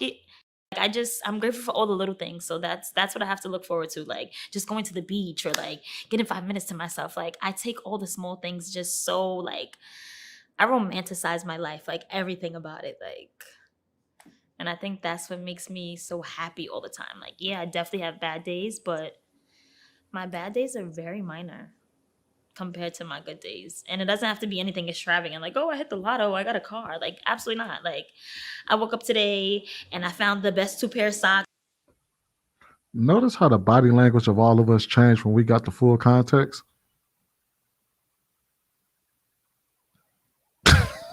No, look here, man. Again, I was done with her after the first 2 videos told me everything that I need to know about that situation. Hopefully, she's not trying to pursue any relationship because she's not in the right place to be in no type of relationship. Because if she is, she's about to bring another man down. She is going to bring a man down because all the baggage that she's still dealing with sound like she's still having issues, you know, and hasn't truly got over her father's mother of a child, a father, a baby daddy. Sound like that's still an issue, and it sound like the daughter still has an issue because she's still in therapy talking about it. She said she was crying for 6 months. Yeah, that's dangerous, and that for any man to try to invest in a relationship with her because she's not ready. She's not ready. No, and I say this, and I said this in the group when my daughter was going through her, when my dad passed away. You can't. You have to devote as a parent, me and my daughter's father, all of your time if you care about your child. She's like, oh, mommy needs her time. You have a mentally ill child. You don't get that time. That's what kind of mom I am. I don't respect that at all, actually. If you need your time, you make sure you get your time and make sure she's with somebody that can make sure she's okay. Because it only takes half a second for a child to do something they can't reverse. So I don't know. I agree with Hank at this point now. She all over the place, and it's circumstantial. But she said I over 40 times. I counted it. That's a problem. Welcome to the dark side, Cookie. All right. Anybody else want to add anything on to it?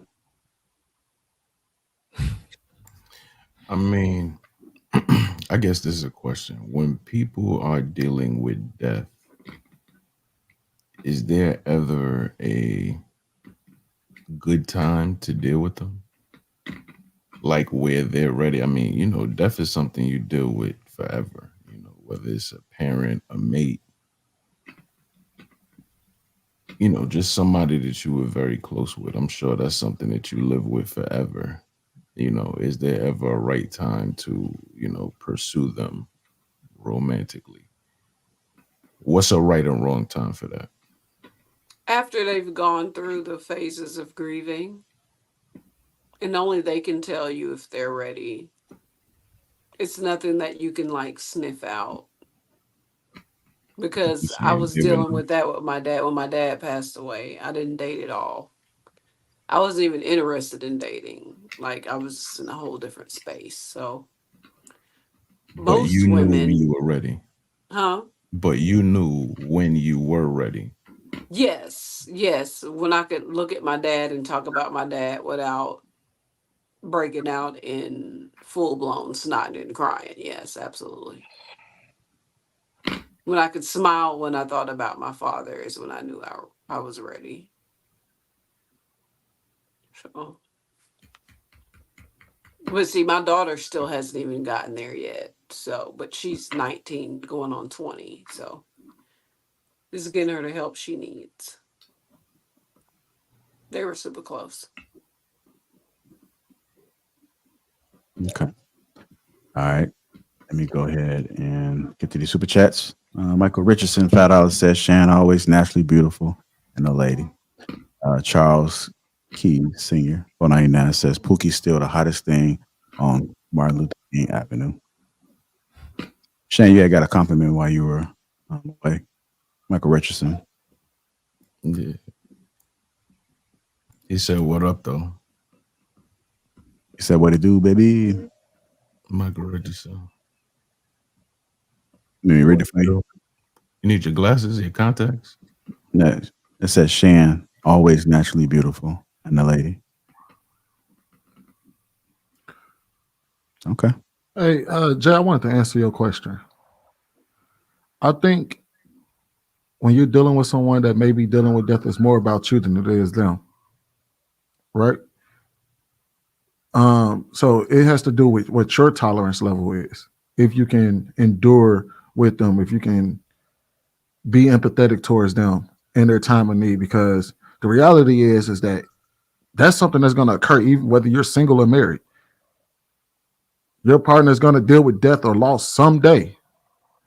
And we all have to navigate those, and you got to navigate those feelings all the same way. So I think it has more to do with you, the person, than it does with them, because they're going to go through their stages of grief whether you're there or not.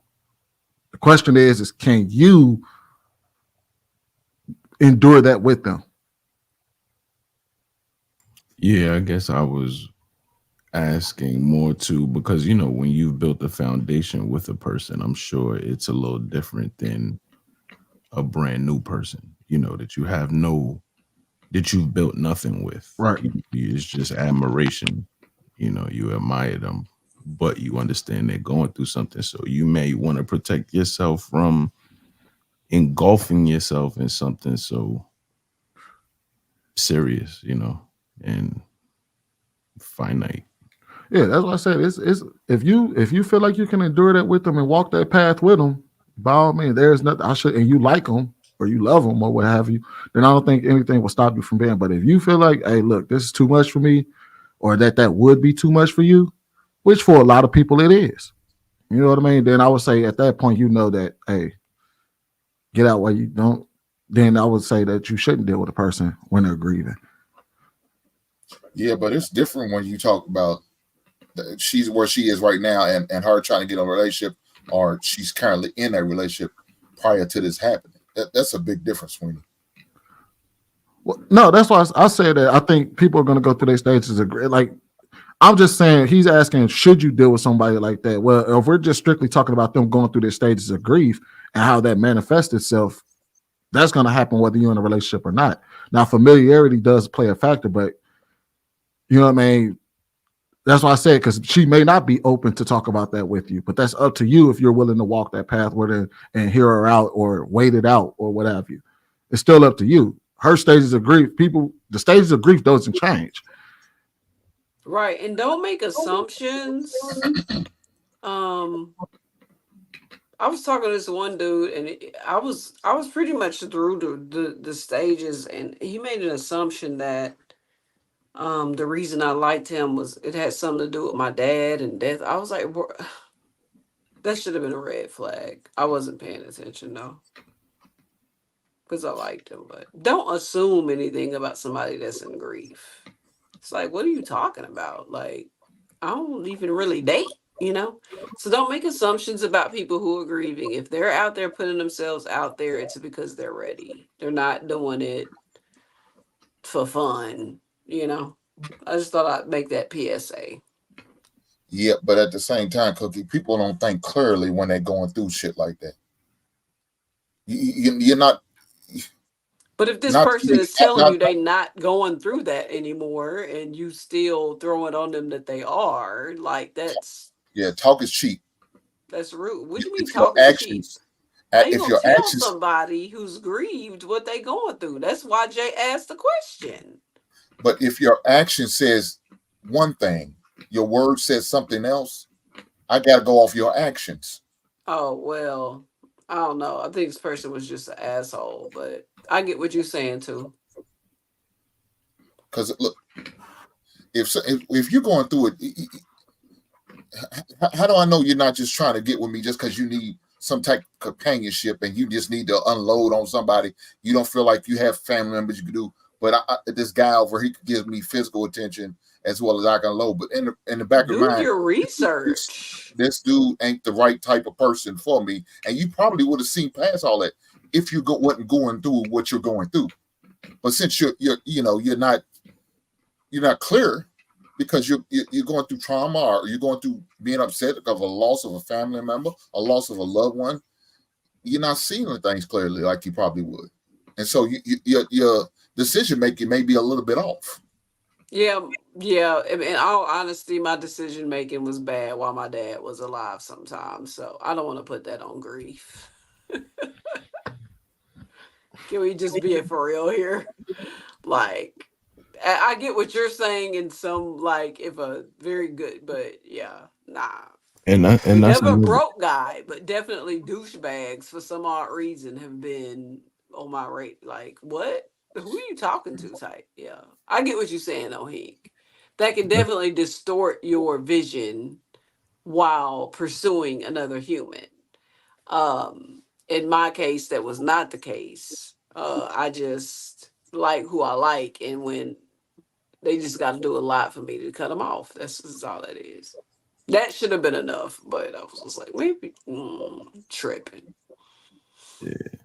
You don't want to, like, if you're not ready, you don't want to become this almost like false permanent fixture in a person's life when they have been in this stage. Now they're holding you to some astronomical expectation. You know what I mean? Like, Yep.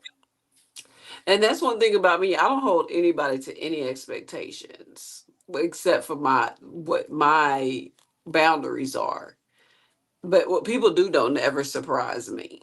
I don't let it surprise me anymore. I used to let it surprise me. That was back when I was like 18. I used to cry. It is what it is. People gonna do bad stuff. I believe in karma, and that's just what it is. So you could be attached to people. You could do whatever you want, but long as you kind, just be kind, everyone, whether somebody grieving or not. How about that? I guess that would be protecting yourself from being a temporary placeholder. Is that what we're Huh? talking about? I said, is that what we're talking about? Protecting yourself from being a temporary placeholder? Oh, I don't know anything about that. I wouldn't temporarily. I don't know how temporary placeholders work. Could you explain? Kind of what Hankinen was describing. that's what I was describing, essentially. Basically, she's only here. You're only a spot in her life during this period of time where she's grieving because you may be something that she bounces her feelings off of, and then once she's no longer in that space, you find yourself as the odd man out. Oh, well, You that were, person's a horrible person, period. you were, I feel like if that person has that in them to do it while they grieve, and they had that, they're one of those people that get in a relationship as soon as they break up anyway. They're a rebound person. That's a trigger for that's just as automatic for them. I don't believe that people. That's horrible. I don't see why people would. That's a horrible thing to do. So I no, don't, yeah, I get that though. I get what you're saying. I get the question, but absolutely not. Like people I shouldn't don't, be doing that. I don't think they're a bad person. I wouldn't put that on them. I just think you were the right person at the right time, and you did the right thing. You helped them get through that process. You helped them, you made it a little easier. And Mm, now they're holding you in this regard. And then maybe when that time is done, they dispose of you, or maybe they just hold you to this regard. Like, even though things aren't working, it's like, I'm never going to let this person go because they were there at this specific time, yeah, like you said. absolutely not. Yeah, I think Miss Shane Richardson has something to say.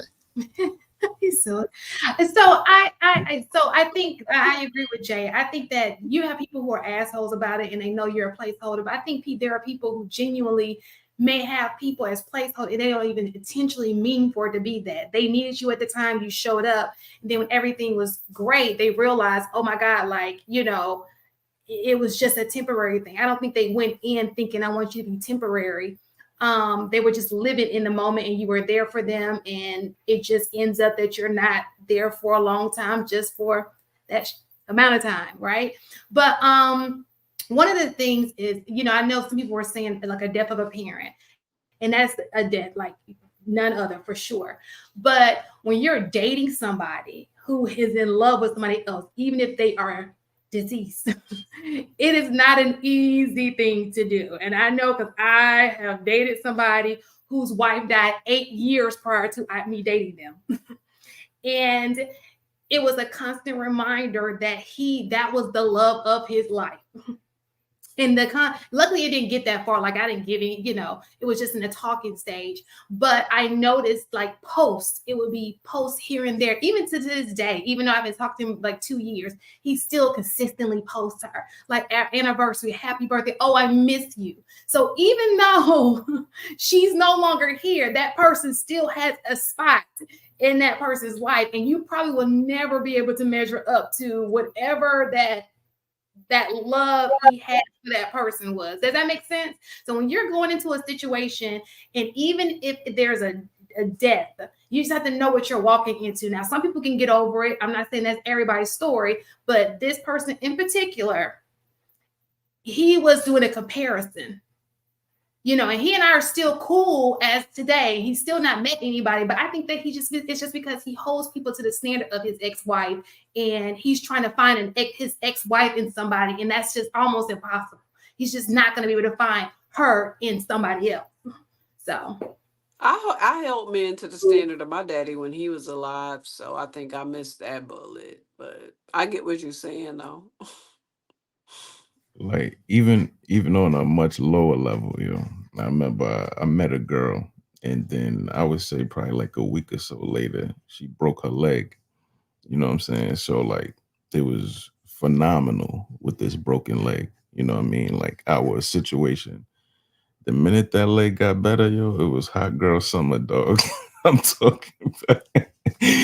She was popping that broken ass leg at every club in the city. I was like, damn, but we had that moment. That happens a lot, Jay, though. Let's not. I know that happens a lot. That does happen a lot. It happens a lot. Like Hey, was she at the Red Velvet? Is that still open in Atlanta, Shan? Red Velvet? Yeah. You mean the Velvet Room? Yeah, the Velvet Room. My fault. The Red Velvet. I started thinking about the cake. I haven't heard it lately, so I don't think it's there anymore. It's not there anymore? Okay. I don't think so. Yeah, I'm telling on myself. I'm sorry. I better stop. Yes. Oh, that's back in the day when we was younger. Yeah, I don't think that exists anymore. But I could be wrong. It could still be there. I don't know. I don't go out much. Who knows? Oh, okay. Don't go out much. I know we're gonna go ahead and run. Clarity to what she was saying, because that makes it, now that you see the full story, it makes a lot of sense now why she's in grief. She's grieving. She is, and she wants a man to look at her the same way he looked at her. And now she's coming in, like she's doing the same. It's a comparison. Now I see what she's saying. He's got to learn me. Maybe this guy knew her. Nope. No, that wasn't it at all. No, that wasn't. I ain't even gonna blame the Google on that. Nope.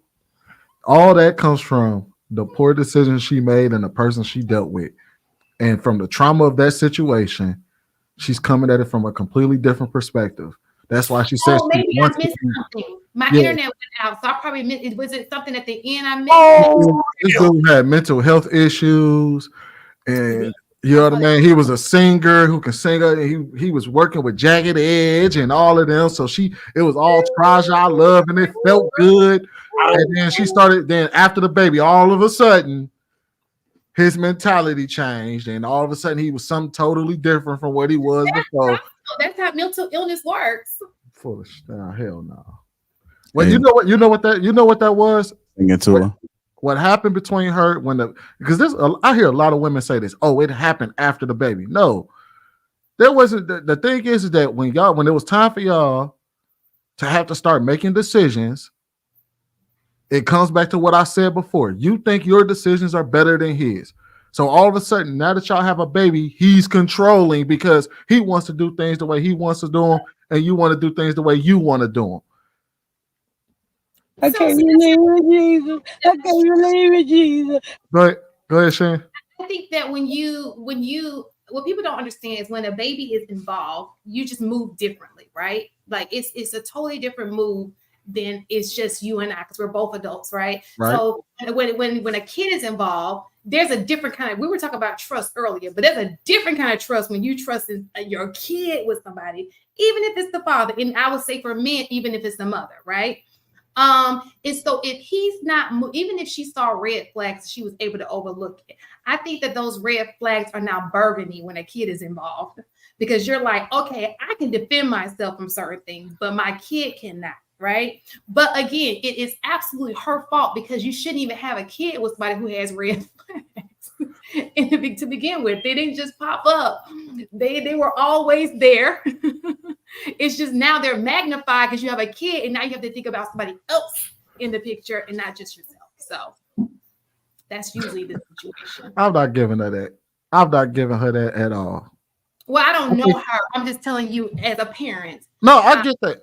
But yeah, what I was speaking to is that because I think majority of people, when kids are involved, majority of people try to move in the best interest of their children. So when we say, "Oh, he changed up," well, what does that actually mean? What? That's why I always say this. I think we all need to start requiring this, right? When people come out here and tell us stories about their lives, tag the person you talking about.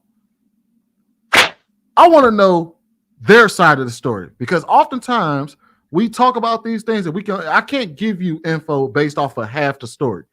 Because then when they say, "Oh, well, things change," well, what does that mean? How did he change? How did he pass? Did she say? Because my computer. She said that he passed out or something like that. So he collapsed. Okay. yeah. So like we always like. I prefer people to start telling us the whole story, because we see these in these groups, all these marriage groups. Somebody come in and they call they significant other everything but a child of God. And you're like, okay, I know it can't just only be them. Don't they have a side of the story too? And I think when and especially in these conversations, because we make a lot of assumptions, and we give a lot of people advice based on what they told us, not on what actually is the truth or our interpretation of the truth. And you can only really get a real interpretation of the truth if you hear both sides.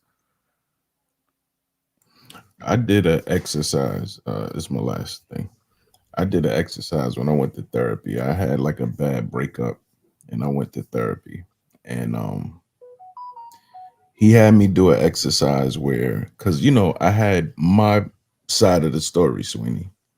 So he had me do an exercise where I sat in one chair and like I'm talking to an empty chair, but I'm her talking about what I do wrong. You know what I mean? So he pretty much had me take on her, side in the relationship, the breakup, everything, and speak to me, telling myself what I did wrong.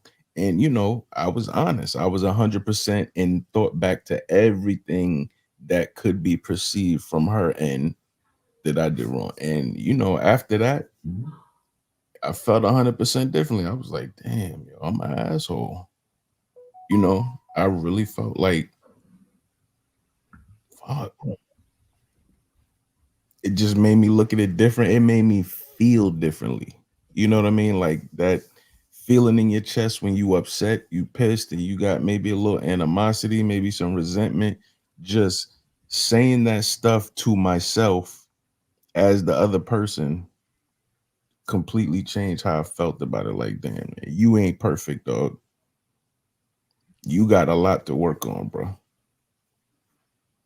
And I think as being on the outside looking in, that's what makes it safe for us to give advice, because now you have a full scope of what you're looking at, or because I think a lot of people out there, it's not necessarily giving bad advice, but incomplete advice.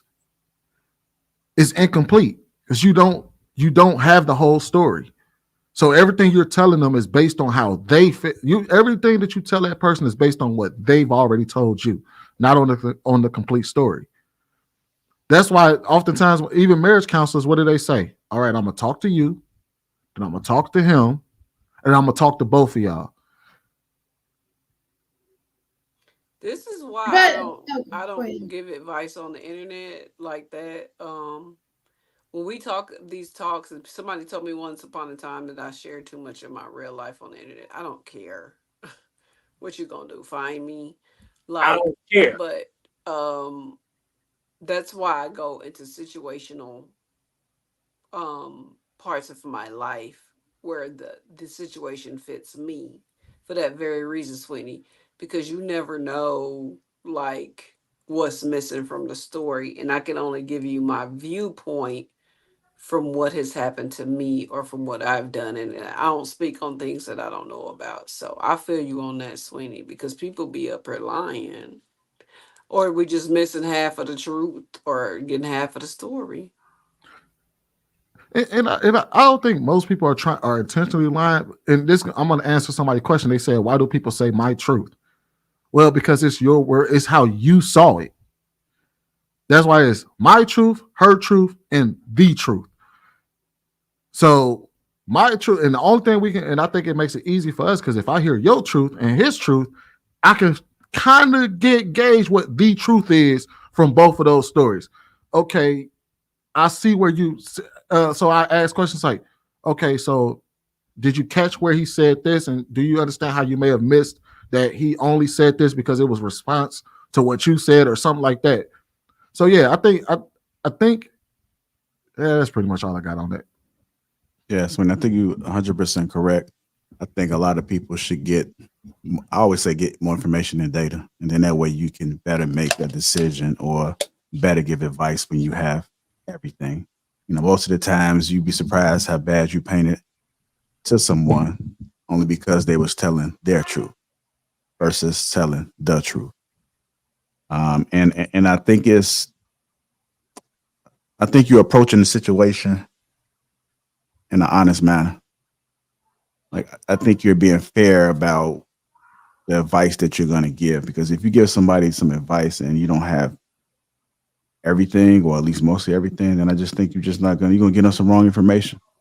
Like, you could be aiding a problem that they have and not even realize that that's what you're doing in that very moment. So if anybody come to you telling you a story, that's where you got to act like you're a counselor or something. I'm going to hear his side. I want to hear her side. And then let me process it a day or two. Let me get back to you. So when HR had the meeting with Mr.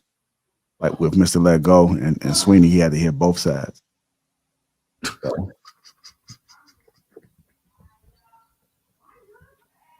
That's just it. Why was y'all in HR?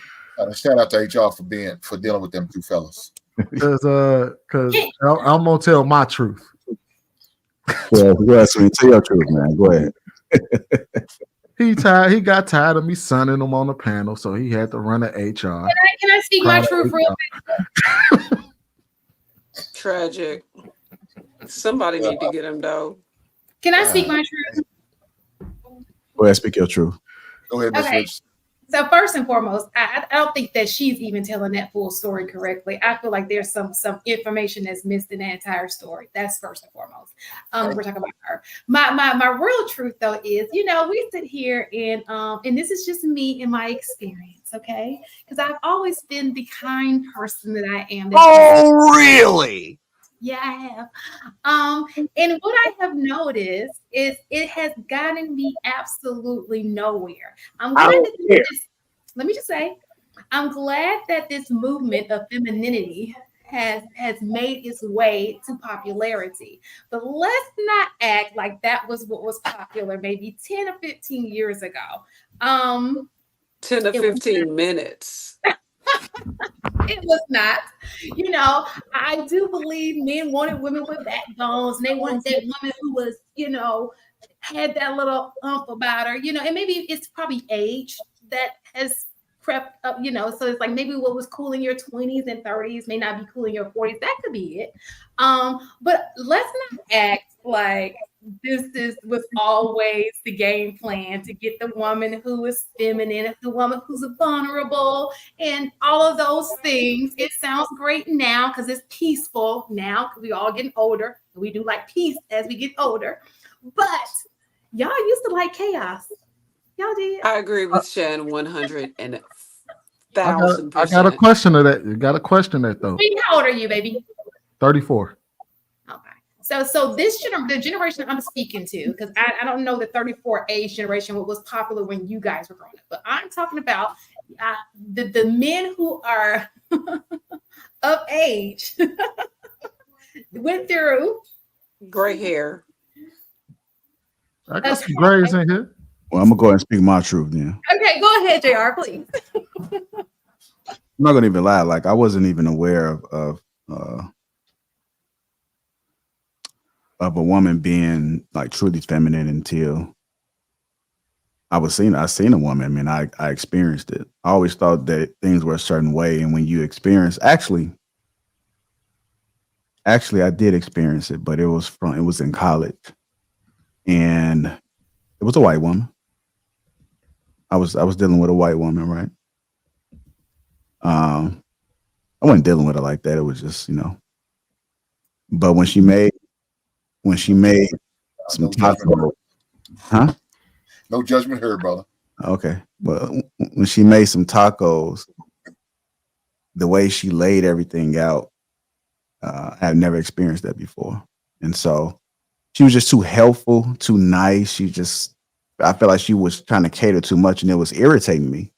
It was irritating me because I had never experienced that. So I'm sitting here like, damn, like, you're just too fucking. I'm like, no, I don't need anything else. I don't need, quit asking me if I need this. I don't need it.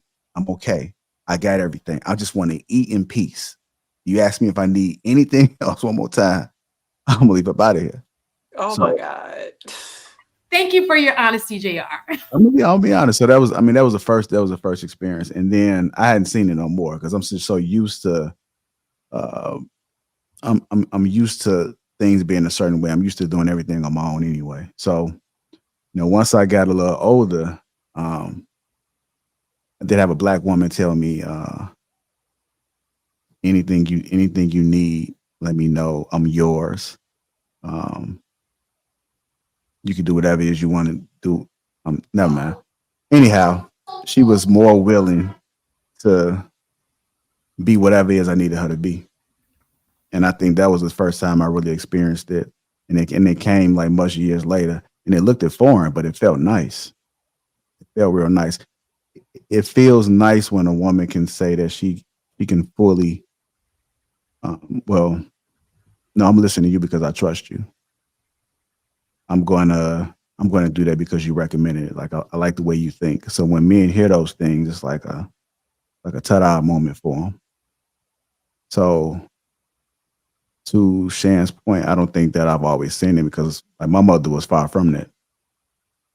Like, I mean, my mother was, and it's probably sad to say, it's probably why, she's single now. JR, how old were you when you experienced that woman? I might have been in my 30s. Probably might have been in my 30s. Now, I've seen people be nice, but then again, I was still questioning it too, because sometimes when people get of age, like, that's a representative.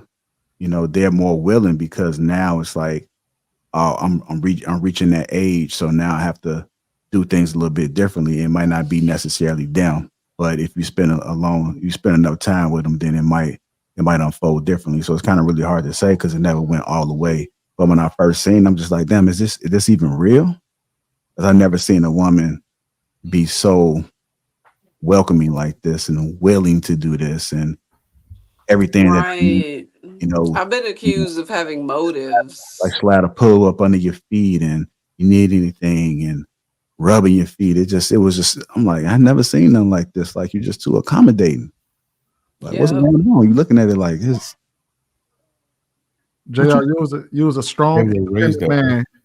You was a strong independent man and didn't need no woman for nothing. Yeah, you felt like she was mothering you. You felt like you was dealing with your mama. You was like, I got this shit. Woman, go on now, get Nicolette.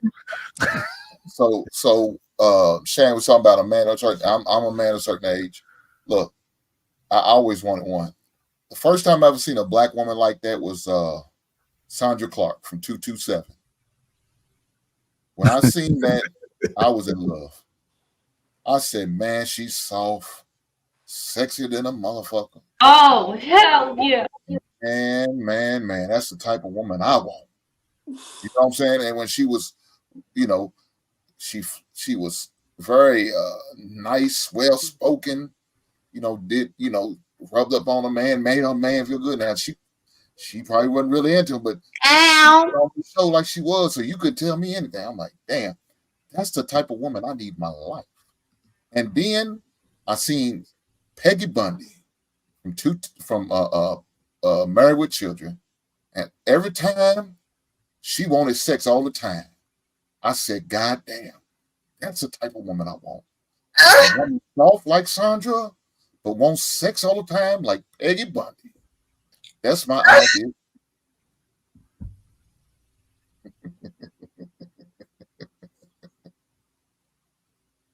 And the choices that you choose, they're all never mind.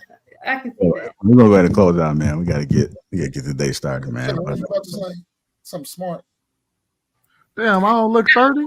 I can see why you chose the people that you chose to your television icons to, you know. Well, okay, so what's wrong? What's wrong, Shan? What's wrong with him? I'm curious. So Sandra was a man's lady, right? Lady of the night. The lady of the night. Absolutely. She wouldn't be what we would consider, you know, the mother of your, you know, men say the mother of your kid, you know, you wouldn't want your mom. She had bodies. You That know. was Jackie Harry, right? Mm-hmm. Okay. She was kind of like Rose on the Golden Girls. And Was it she Rose? and even Blanche. with Bundy, they moved the same. They pranced around the house, you know, had the little That was my Combos. pick. Like an AKA, like dainty, prissy. Yeah, prissy. We're more like Whitley Gilbert. Hit too close to home. Right, that's just the evolution. Whitley is the evolution of Peggy Bundy. Whitley carried herself a little different, you know. She was very feminine. She was very ladylike, but she carried herself a little different. Ow. That was my first experience. Was you know, with Sandra. So, but then what's wrong with Peggy then? What's wrong with Peggy Bundy? No, I'm just saying. I can tell the way they both pranced the same around the house. You know, got her little fitted pants on, her heels, her 6-inch. You know, They damsels in distress. Yeah, like that's what Shan does. Oh, okay. That's probably why my man wants you to be Mrs. Richardson. Whatever. Chats real quick, y'all. AP accountability partner $5 says I don't think JR knows any woman below 5.5, 98.6% of the women he had on panels are nice. Thing on JR. AP says Shan's ices and cookie. Y'all are bad. Any of you would like a lion Ray in your life? I know a guy. Good show again, JR. AP. Michael Richardson $2 says Mayor Campbell, close it down. It's cricket itself. And lastly, Sweeney ain't no 30. We need HR to get the truth because he lying. I thought he was younger than that.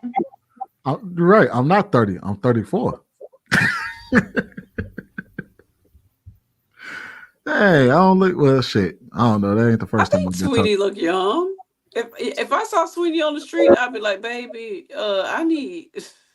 Sweeney out here lying about his age. I definitely treat him like a youngster. I definitely treat Sweeney like a youngster. Maybe the way he speaks is not, you know, but I think that he looks young.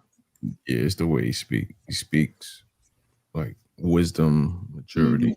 Mm-hmm. No, I got an old soul, and I'll be saying like I'll be doing dad jokes and shit. Jokes don't be hitting or nothing. I just say like I got a lot of old sayings. Like one of my friends used to laugh at me because something along he used to tell me like I said something like I'll ride that gravy train. He's like, nigga, are you 70? Oh, that's so cute, Sweeney. But if you guys get that tease, then you can get that Fountain of Youth. So what time the game start tonight? Probably 6:30. 5:30 Central. I'll start at 5:30 Central. Whatever your libations may be, please drink one for me. I'm on an antibiotic. So who y'all got winning? Like real quick, who y'all got winning? San Francisco. San Fran. I know Hank the expert. Go ahead, Hank. You on mute, Hank. That means God didn't want him to say it. They're not beating Patrick Mahomes. Watch your mouth. I like the Kansas City Chiefs. I knew it. Yeah, they're not beating Patrick Mahomes. He's a bully, man. He's a bully. Look, the defending champs, they got the experience, they got the coaching experience. Their It's gonna be hard to defensive beat. line better be ready then, because that boy running. Well, they playing their best defensive right now. Okay, Yeah. against Jay Garfield, was correct. against It's who, on though? 5:30 Central and 6:30 your time, Shan, Eastern. Oh, I probably won't be watching it, but I'll be rooting for it. Like, I'll wait for the halftime show. Okay. Well, I'm trying to enter this contest. I'm trying to figure out who's gonna win. What's gonna be the score then? 27-24. Ooh, you took mine. I got 27-20. 27-24 San Fran, though. 27-20 Chiefs. San Okay. Fran is scoring more than 17 points. Okay. Thank you, sweetie. It's gonna be a tough day for them today. San Fran is scoring more than 17 points. Why you saying Mikey Sweeney? He's picking against your team, Cookie. Wait a minute. I thought you said my ear. You said they not gonna pull They ain't up. scoring. They not scoring more than 17. I don't know. It's gonna be a long day for them. We out gonna see. All right. I know. I'm gonna put down 20. I'm not related to MC Light, sir. But thank I'm you. putting That's beautiful. 27-7, and I don't know who is going to be which one. Light What is the a hell? rock. She said 27. One of them ain't supposed to be there. We're going to find out today which one it is. Oh, there you go. Well, y'all mad if that happened tonight, though. Shan, are you just watching the commercials? In the halftime show. It's gonna be a dope halftime show though. Yeah. Like, I'm supposed to Yeah. I perform. gotta stretch and get my ear right so I don't fall over when I dance. Well, I know he was talking about trying to get Justin Timberlake. I mean, not Justin Bieber to perform with him. You know, Lil Jon and Ludacris gonna be there with him. Well, I think ain't Alicia Keys supposed to be one of the co-singers with him? So that means you already know Swiss gonna be there too. Swiss Beats. Yeah, it's gonna because you know they did that Super Bowl commercial, so you know them two gonna be up in there. I don't know how Taraji P. Henson gonna play a factor in it, but she gonna probably be somewhere in there too. Somewhere She gonna be somewhere in there. She probably gonna introduce him or something, maybe. Yeah, I think. But Lil Jon and Ludacris being in that halftime Super Bowl commercial, let me know they're gonna probably perform alongside Usher. Because don't they got two songs with each other? Lovers and Friends, and yeah. Yeah. And that's his two his two biggest hits. Well, I don't think that's his biggest hits, but yeah. Yeah, not his two biggest, but his two like commercial biggest. Yeah, that's what I meant. Commercially successful. Well, yeah, urban. So we I want know you guys to Shan drink is gonna make. responsibly. I hope that your team goes out with a win. I hope that you guys bet and you win it big tonight. These are all the things that I hope for you, okay? Shout out to FanDuel. I'll be on FanDuel in a minute. Right on. All right, hit that like button also. Make sure you subscribe to the channel. I want to thank everybody for tuning into Lapeef-ing Sundays. I want to thank everybody for their perspectives. Make sure we support each other. Everybody got a lot of great things going on. Just tap into their IG or YouTube and go ahead and get them a follow and a sub. All right, y'all. We are out. Y'all enjoy yourselves. Thank you.